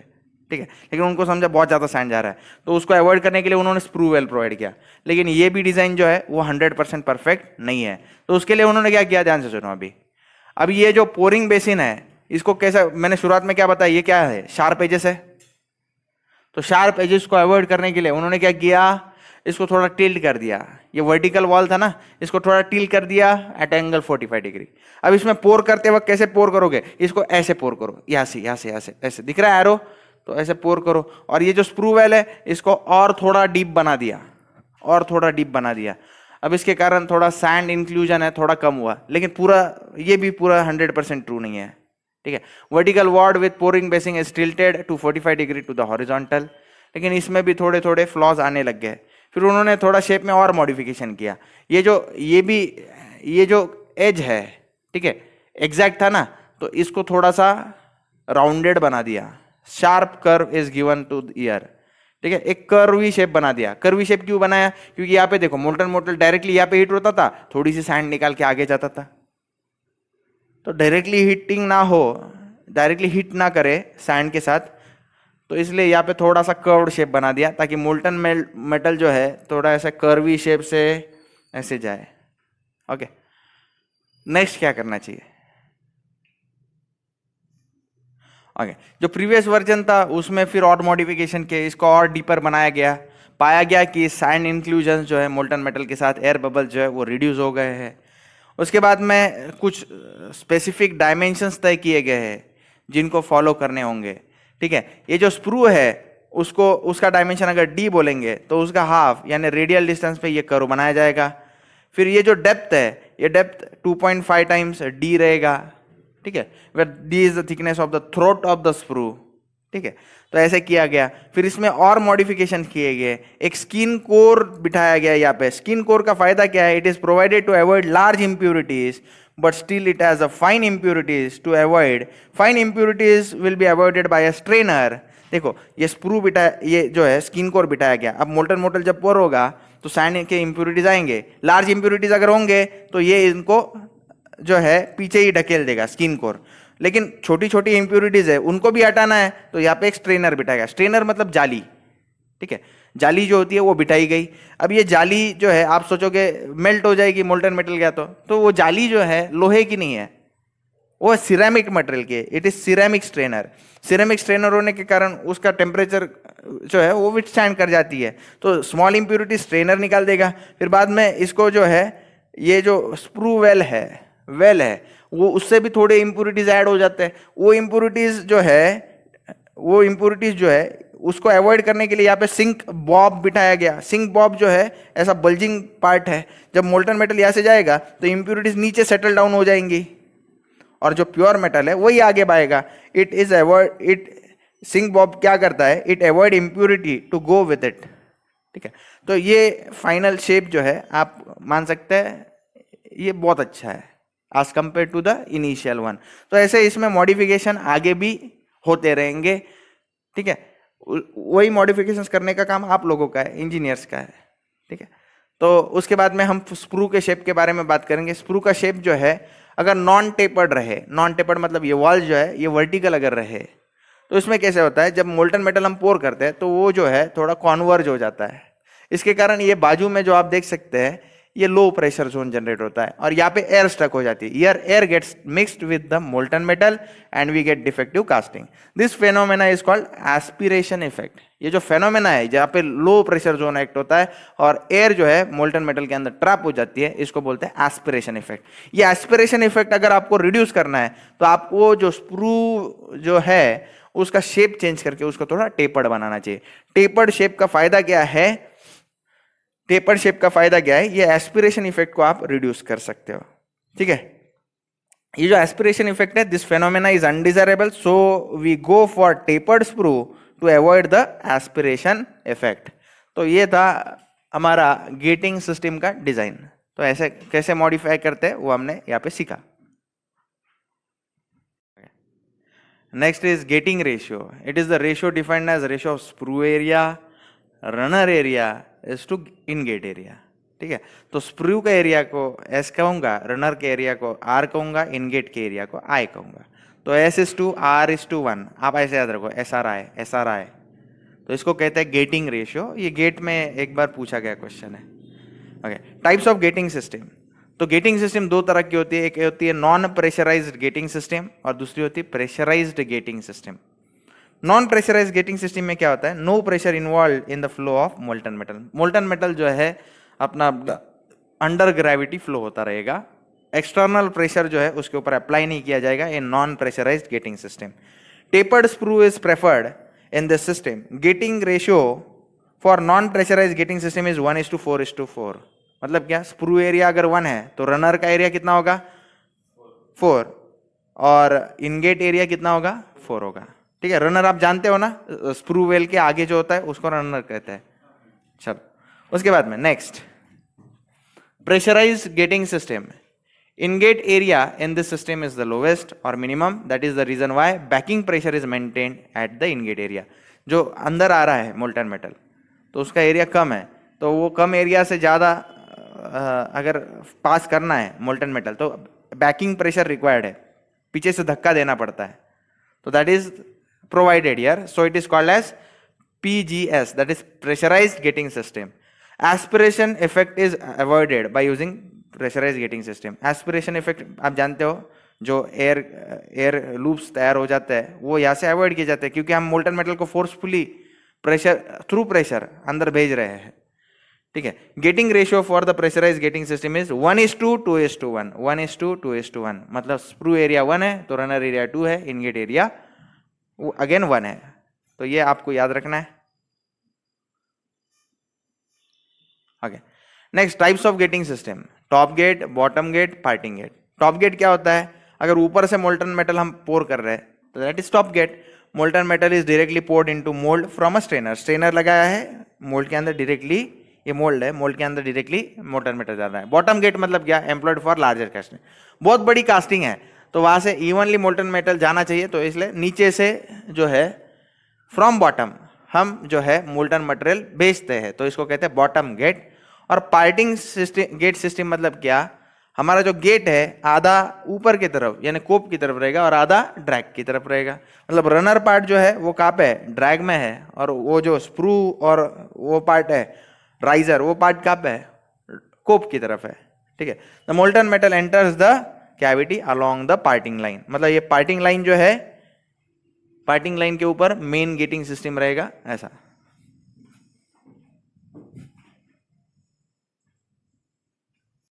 आगे आज स्टार्ट करेंगे shell mould casting. Shell mould casting में क्या होता है? एक डम बॉक्स यूज किया जाता है।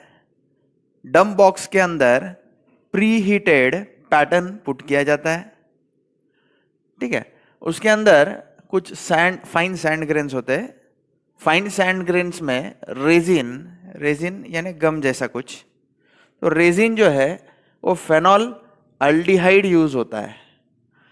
जब फाइन सैंड ग्रेन्स और resin that is phenyl aldehyde when they are mixed and put in the dump box, और ऊपर से क्या करते हैं, ये जो पैटर्न है जो बेस को चिपकाया जाता है वो पुट कर देते हैं। ठीक है, फिर इस डंप बॉक्स को जो है शेक किया जाता है। जब ये डंप बॉक्स को हम शेक करते हैं तो ये जो सैंड ग्रेन्स है, fine sand grains which are mixed with resin, they stick to the surface of the preheated metal pattern. तो जब ये स्टिक करते हैं इसके सरफेस को, because the pattern is hot which is being preheated about 200 to 250 degree Celsius, तो because of that heat this sand along with this resin start melting and start covering the surface of the pattern। ठीक है, वो pattern के surface को cover कर लेते हैं, melt होना चालू कर देते हैं, and a thick layer of sand is formed over the surface of the pattern। ठीक है, pattern then allowed to cool, we get the desired mold। Okay, तो इसके हाइलाइट्स हम देखते हैं क्या क्या करते हैं। Cast iron pattern is used, pattern is preheated at 200 to 250 degree Celsius, pattern is fixed to a box called dumping box. ये जो बॉक्स है इसको कहा जाता है dumping box. High surface finish is obtained, high dimensional accuracy is obtained. We cannot produce complex integrate casting by using shell mold casting। Complex objects जो है वो produce नहीं किए जा सकते। Simple objects with a high surface finish and high accuracy can be manufactured। ये drawing में थोड़ा गलती कर दिया है मैंने, वो मैं correction कर लेता हूँ। यहाँ पे मैंने base जो है वो बनाना भूल गया था। Let me correct it for you।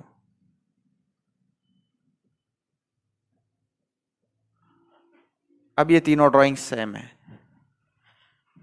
तो उसके बाद में क्या करते हैं, ये निकाल लिया जाता है और पैटर्न भी निकाल लिया जाता है, और ये जो फॉर्म किया आपने थिक सरफेस देखा, this is a mould, that mould can be used to produce casting.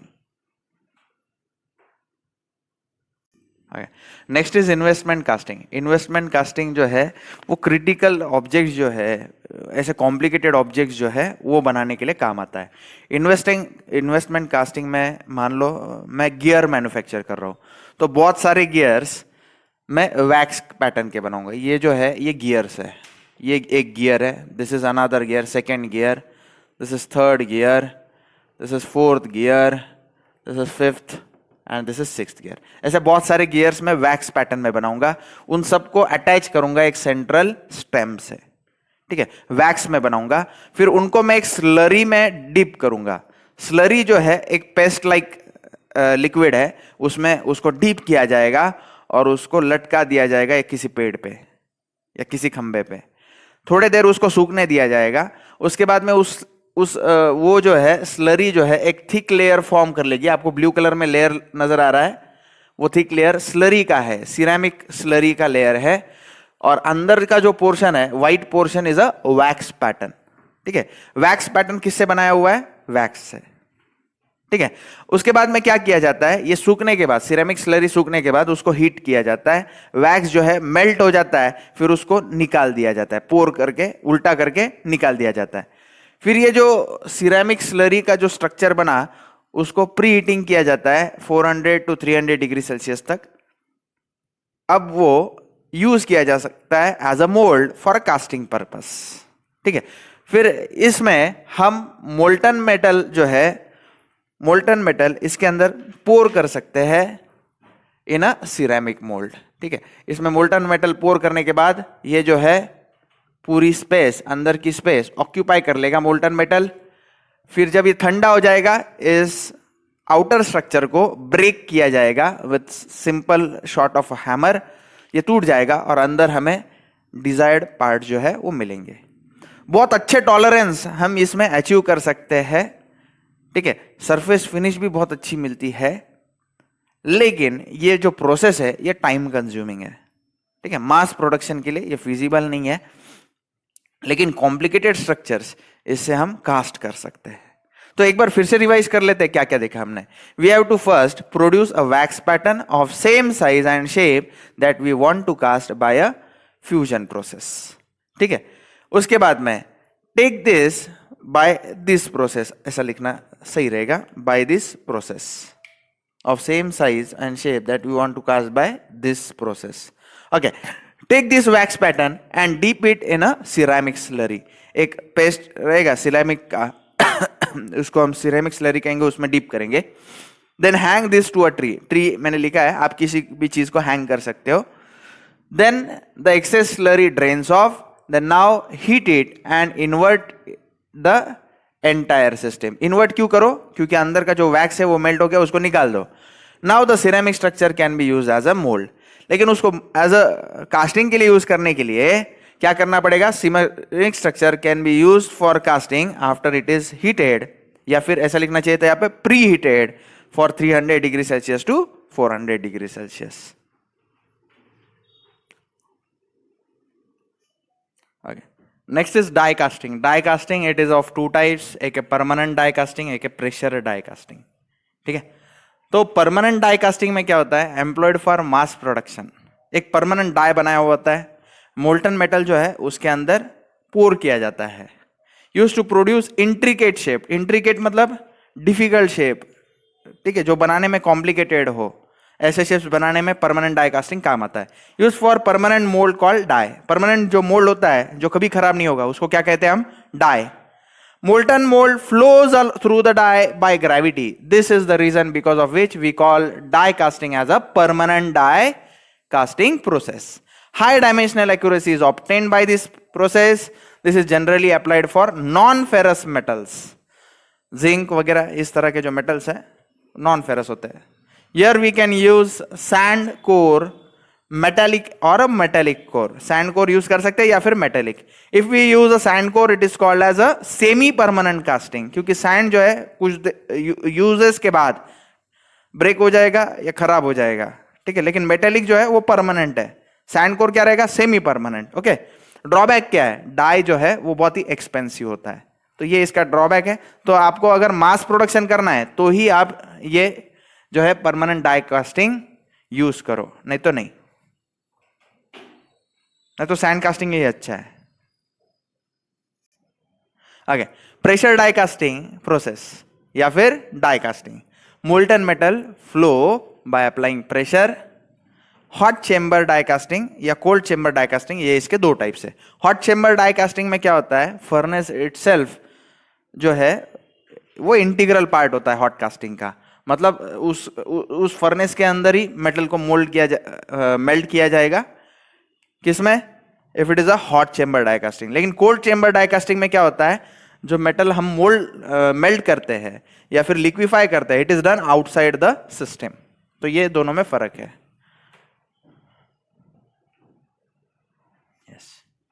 Centrifugal casting, centrifugal casting जो है मेनली जो है हॉलो कास्टिंग्स प्रोड्यूस करने के लिए यूज किया जाता है। अगर मुझे कास्टिंग प्रोड्यूस करनी है और वो हॉलो चाहिए तो सेंट्रीफ्यूगल कास्टिंग बेस्ट है। इसमें क्या किया जाता है, जो ड्रम है उसको रोटेट किया जाएगा। ओके, रोटेट किया जाएगा। तो ये तो फ्रंट व्यू है, सेक्शनल फ्रंट व्यू, और ये टॉप व्यू है।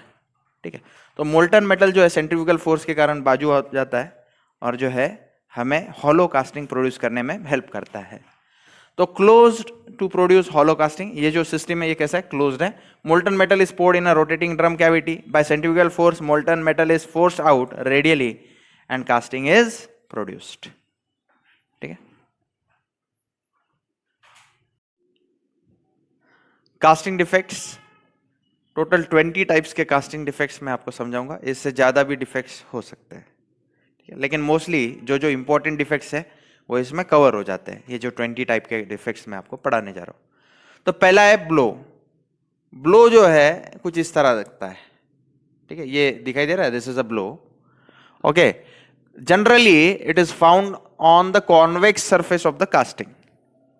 लेकिन वही अगर फेस जो है वो कॉन्वेक्स की जगह पे फ्लैट फेस अगर हो तो मुझे जो डिफेक्ट दिखाई देगा इसकी तरह, उसे कहा जाता है स्कार, SCAR, स्कार।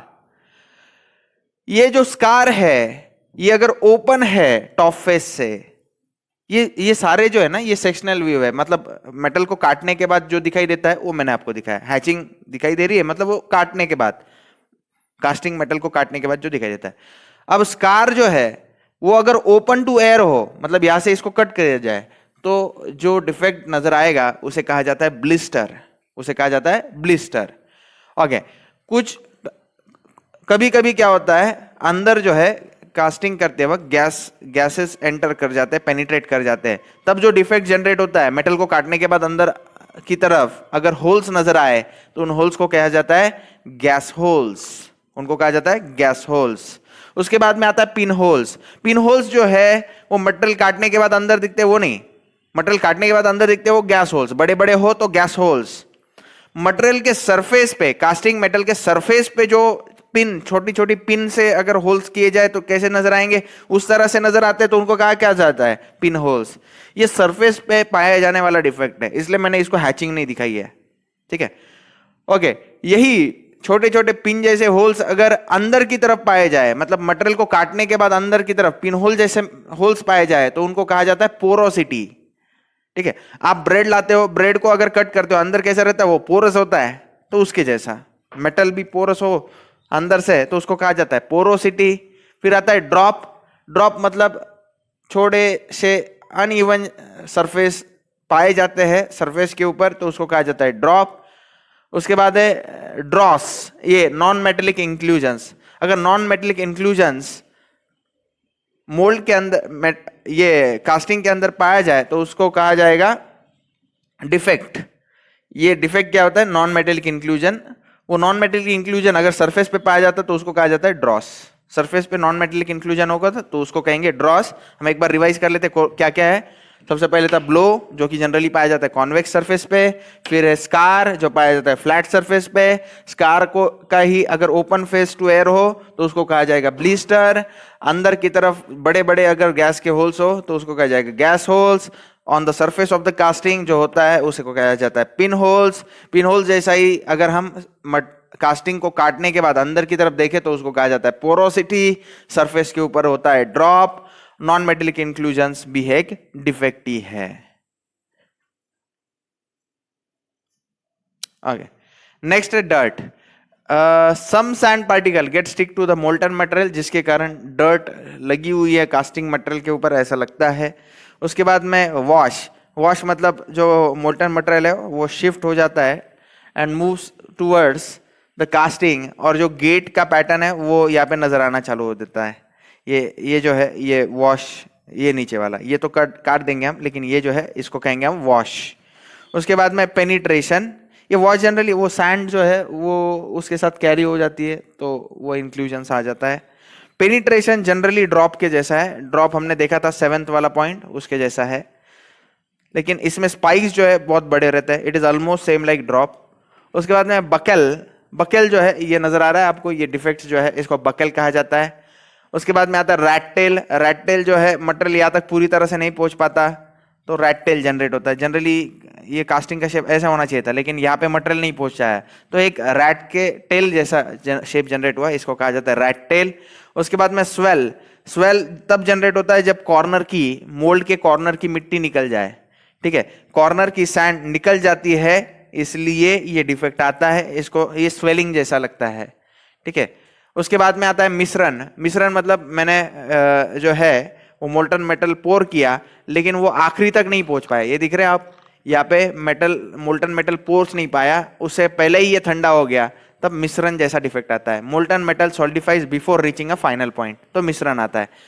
और नेक्स्ट होता है कोल्ड सेट। कोल्ड सेट क्या होता है? 2 मिश्रण is equal to 1 cold set. मतलब ये गेट नंबर 1 है, ये गेट नंबर 2 है। यहां से मोल्टन मेटल हम पोर कर रहे थे, यहां से भी मोल्टन मेटल जा रहा था, लेकिन जाते जाते यहां से भी जाते जाते बीच में रास्ते में ही कहीं वो सॉलिडिफाई हो गया, ठीक है, तो वो पूरी तरह से ज्वाइन नहीं हो पाया, इसको कहते हैं कोल्ड शट।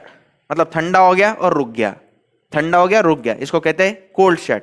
उसके बाद में आता है हॉट टीयर। हॉट टीयर क्यों आता है? बिकॉज ऑफ रेसिडुअल स्ट्रेसेस, ठीक है, means crack occur due to residual stresses. Due to residual stresses casting के सरफेस पे क्रैक्स जो जनरेट होते हैं उनको कहा जाता है हॉट टीयर। ऐसा लगता है कोई रो रहा है, आंसू बह रहे हैं, ठीक है, इसलिए आंसू जैसा लगता है ना क्रैक, तो इसलिए इसको कहते हैं हॉट टीयर, ठीक है। श्रिंकेज कैविटी, ठीक है, कैविटी जो होती है वो श्रिंक हो जाती है, तो ऐसा ये जो जनरेट हुआ शेप है ये श्रिंकेज कैविटी है। फिर मोल्ड शिफ्ट। कोप और ड्रैग अच्छे से प्लेस ना हो, ठीक है, पार्टिंग लाइन पे अच्छे से प्लेस ना हो, थोड़े से शिफ्ट हो एक दूसरे से, तो मोल्ड शिफ्ट जनरेट होता है। फिर कोर शिफ्ट भी, अंदर का जो कोर है वो अगर थोड़ा सा इसेंट्रिक हो जाए तो ये कोर शिफ्ट हमें देखने को मिलता है। इस तरह से ये 20 टाइप्स ऑफ डिफेक्ट्स है, इसके बाहर एग्जाम में जाएगा नहीं, ये इंपॉर्टेंट डिफेक्ट्स है।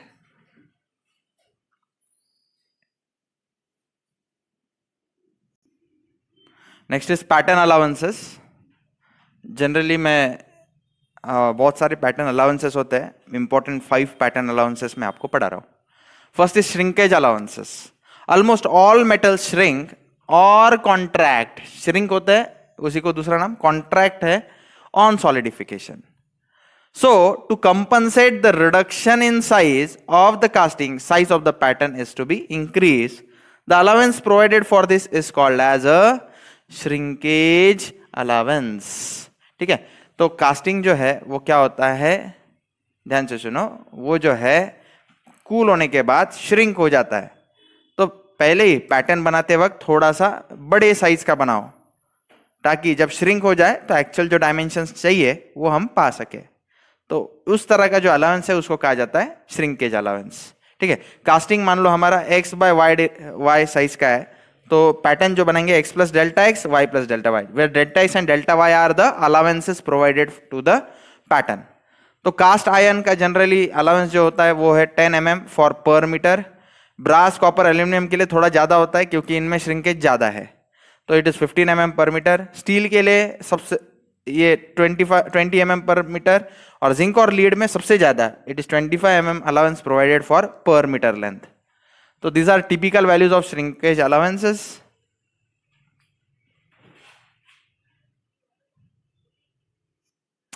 Next type of allowances machining और finishing allowances. Casting produces poor surface finish and tolerance. तो पुअर सरफेस फिनिश है तो उसको सरफेस फिनिश अच्छा करने के लिए हमें मशीनिंग करना पड़ेगा, होनिंग करना पड़ेगा, बफिंग करना पड़ेगा, कुछ बार तो ग्राइंडिंग भी करना पड़ता है। तो hence some margin is given to the pattern for machining parts to remove some amount of material after casting has been produced in order to get a smooth surface finish. Next is draft allowances. Draft allowances मतलब around 0.5 to 2 degree taper is provided on the vertical sides of a pattern. Vertical side of pattern को थोड़ा सा tilde बनाते हैं 0.5 to 2 degree. ऐसा क्यों करते हैं? It is provided to easy removal of pattern without damaging the edges of the mould around the pattern. तो इसलिए ये किया जाता है। Next is raping or shake allowances. We shake pattern to remove it from the cavity, which increases dimension of cavity. Cavity जिसके कारण थोड़ी बढ़ जाती है. To compensate increased dimension, यहाँ पे डायमेंशन इंक्रीज हो रहा है तो पैटर्न में क्या करना पड़ेगा, कम करना पड़ेगा. We decrease the dimension of a pattern. Last है डिस्टॉर्शन, और उसी को कहते हैं camber allowance. A casting will distort और warp during the cooling due to uneven shrinkage, uneven metal thickness, or difference in the exposure of the metal surface. So pattern is designed such a way it bends in opposite direction of the distortion, so we get the exact casting.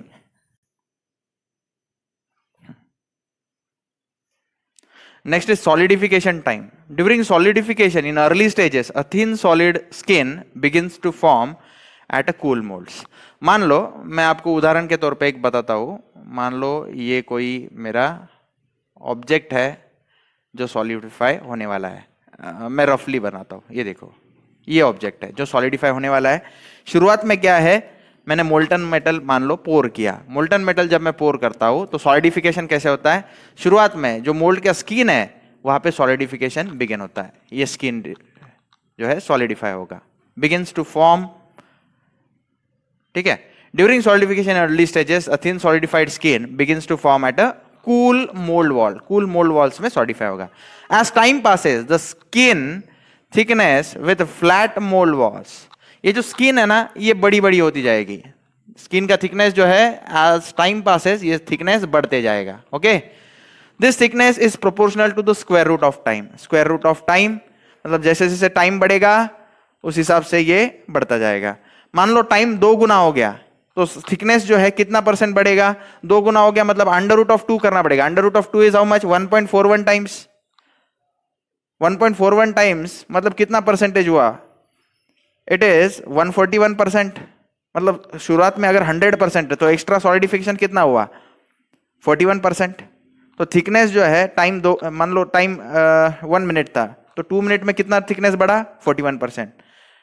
फिर से time अगर 2 गुना कर दूं तो कितना percent बढ़ेगा thickness, 41%. ऐसा ये सिंपल लॉजिक है. तो ऐसे ऐसे ये कूलिंग होगा अंदर की तरफ, फिर लास्ट में जो है ये पूरा का पूरा सॉलिडिफाई हो जाएगा as time passes. According to ये साइंटिस्ट जो है इन्होंने ये प्रिंसिपल पुट किया है, वॉरिनॉस प्रिंसिपल, क्रोविनॉस प्रिंसिपल. इन्होंने क्या कहा, solidification time is proportional to V upon SA the whole square. V is the volume and SA is the surface area. Volume जो है ये रिप्रेजेंट करता है अमाउंट ऑफ हीट अवेलेबल और सरफेस एरिया रिप्रेजेंट करता है अमाउंट ऑफ हीट डिसिपेटेड. तो ये प्रोपोर्शनलिटी निकालने के लिए K चाहिए, K into V upon SA the whole square. अब मैं आपको क्या करूंगा, V upon SA volume to surface area ratio अलग अलग शेप्स के लिए फाइंड करके दिखाऊंगा. तकरीबन 4 शेप्स के लिए जो जनरली आता है एग्जाम में उनके लिए फाइंड करके दिखाऊंगा. K का वैल्यू जो है एग्जाम में दिया रहता है.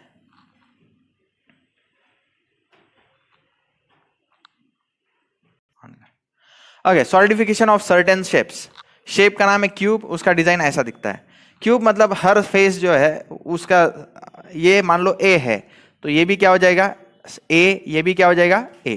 तो उसका वॉल्यूम क्या होता है, A इंटू A क्यूब हो जाएगा. क्यूब को फेसेस कितने होते हैं, 6 फेसेस होते हैं. एक फेस का एरिया, ये मान लो फ्रंट फेस है, इसका एरिया क्या रहेगा A इंटू A स्क्वायर. तो 6 फेसेस का area A square plus A square plus A square plus A square plus A square plus A square, ऐसे 6 टाइम्स. तो टोटल हो जाता है 6A स्क्वायर. आप इसको डिवाइड करो, A स्क्वायर कैंसिल हो जाएगा, A/6 आंसर बचेगा. तो ये volume to surface area ratio मैंने निकाला. ये volume to surface area ratio use करके आप सॉलिडिफिकेशन टाइम निकाल सकते हो, क्योंकि सॉलिडिफिकेशन टाइम क्या होता है, it is K into V upon SA का स्क्वायर होता है. तो V अपॉन SA का फॉर्मूला मैंने निकाल के दिया आपको. तो next shape is sphere. Sphere मतलब बॉल जैसा, फुटबॉल जैसा. तो उसका solidification time volume upon surface area. तो वॉल्यूम ऑफ स्फीयर आप जानते हो 4/3 पाई आर क्यूब स्टैंडर्ड है, और सरफेस एरिया ऑफ स्फीयर भी आप जानते हो 4 पाई आर स्क्वायर. तो 4 pi will get cancel out. R cube और आर स्क्वायर में से R square cancel, R/3 is the answer. R/3 को आप क्या लिख सकते हो, रेडियस की जगह पे डायमीटर बाय 2 लिख सकते हो. वो 2 नीचे चला जाएगा तो D/6 आंसर आएगा. और सॉलिडिफिकेशन टाइम आप जानते हो, it is what, it is K into volume upon surface area का स्क्वायर. K जो है ये कांस्टेंट है, ये डिफाइन किया जाता है, क्वेश्चन में दिया हुआ रहेगा आपको. उसके बाद में आता है सिलेंडर। सिलेंडर जो है उसका डायमीटर मान लो कैपिटल डी है, हाइट है h। तो सॉलिडिफिकेशन टाइम निकालने के लिए फॉर्मूला आप जानते हो, it is k into volume to surface area ratio का स्क्वायर। ओके, तो volume to surface area ratio cylinder के केस में कैसे निकालोगे? वॉल्यूम ऑफ सिलेंडर π/4 d²h आप पढ़ चुके हो, आपको आता है। और सरफेस एरिया कैसे निकालोगे? इसके दो सरफेसेस जो है वो सर्कुलर शेप है, मतलब टॉप फेस और बॉटम फेस सर्कुलर है। तो सरफेस एरिया ऑफ सर्कल क्या होता है? π/4 d² ऊपर वाले का, π/4 d² नीचे वाले का। तो दो है तो उनको ऐड कर दिया, π/4 d² plus π/4 d² is twice π/4 d²। और जो ये हाइट है, ये कर्व्ड सरफेस है, वो उसका फॉर्मूला क्या रहेगा? सबसे पहले सरकमफरेंस निकालो, सरकमफरेंस इज πd, उसको मल्टीप्लाई कर दो हाइट से, तो πd इंटू h। तो ऐसे हमें टोटल सरफेस एरिया मिलेगा सिलेंडर का। कैसे? मैं फिर से बताता हूं। सबसे पहले क्या किया? π/4 d² प्लस π/4 d², यानी ट्वाइस π/4 d²। फिर साइड का सरफेस एरिया निकालना है, साइड का सरफेस एरिया निकालना है, तो मैंने क्या किया? सबसे पहले सरकमफरेंस फाइंड करो। सरकमफरेंस तो πd होता है, उसको हाइट से मल्टीप्लाई कर दो, यानी साइड का भी सरफेस एरिया आ जाएगा। इस तरह से twice π/4 d² plus πdh is the total circumference area, surface area, total surface area of the cylinder. अब इसको सॉल्व कैसे करेंगे? ऊपर से क्या कॉमन आ सकता है? ऊपर से π/4 कॉमन आ सकता है और d भी कॉमन आ सकता है। π/4 d कॉमन ले लिया, अंदर क्या रहेगा? d into h। यहां से भी π/4 इंटू डी कॉमन ले लिया, π/4 इंटू डी कॉमन ले लो, तो यहां पे 2d आ जाएगा, है ना? सॉरी, हाँ 2d आ जाएगा। और यहां पे क्या होना जाएगा? यहां पे π/4 d कॉमन लिया तो 4h आ जाएगा। तो ये क्या होता है? सही है, π/4 d कॉमन लिया, यहाँ पे 2d आएगा। तो फॉर्मूले में थोड़ा करेक्शन कर लो, यहाँ पे 2d प्लस h होना चाहिए, 2d प्लस 4h होना चाहिए। π/4 d will get cancel out, what will I get? dh divided by 2d plus 4h। तो ऐसा करेक्शन आप फॉर्मूला में कर लो। उसके बाद में स्लैब में जो है वो कैसा है? l into B into H, ये तो आ जाएगा उसका वॉल्यूम। और आपको सरफेस एरिया निकालना है, तो स्लैब के भी 6 फेसेस होते हैं। पहला फेस ये b इंटू एच, पीछे भी b इंटू एच रहेगा। यहाँ पे l इंटू एच है तो उसके पीछे भी l इंटू एच। टॉप पे टॉप फेस जो है वो b इंटू एल है, तो नीचे का भी b इंटू एल है। तो सारे फेसेस आप ऐड करोगे तो आपको 6 फेसेस का एडिशन करना पड़ेगा। 2 फेसेस जो होंगे वो l इंटू बी वाले, 2 फेसेस जो होंगे b इंटू एच वाले, 2 फेसेस होंगे वो h इंटू एल वाले। तो इस तरह से इसका भी volume to surface area ratio आ जाता है। और सॉलिडिफिकेशन टाइम जो है वो आप जानते हो, it is k into volume upon surface area the whole square. तो इसके ऊपर न्यूमेरिकल्स भी आप कर सकते हो।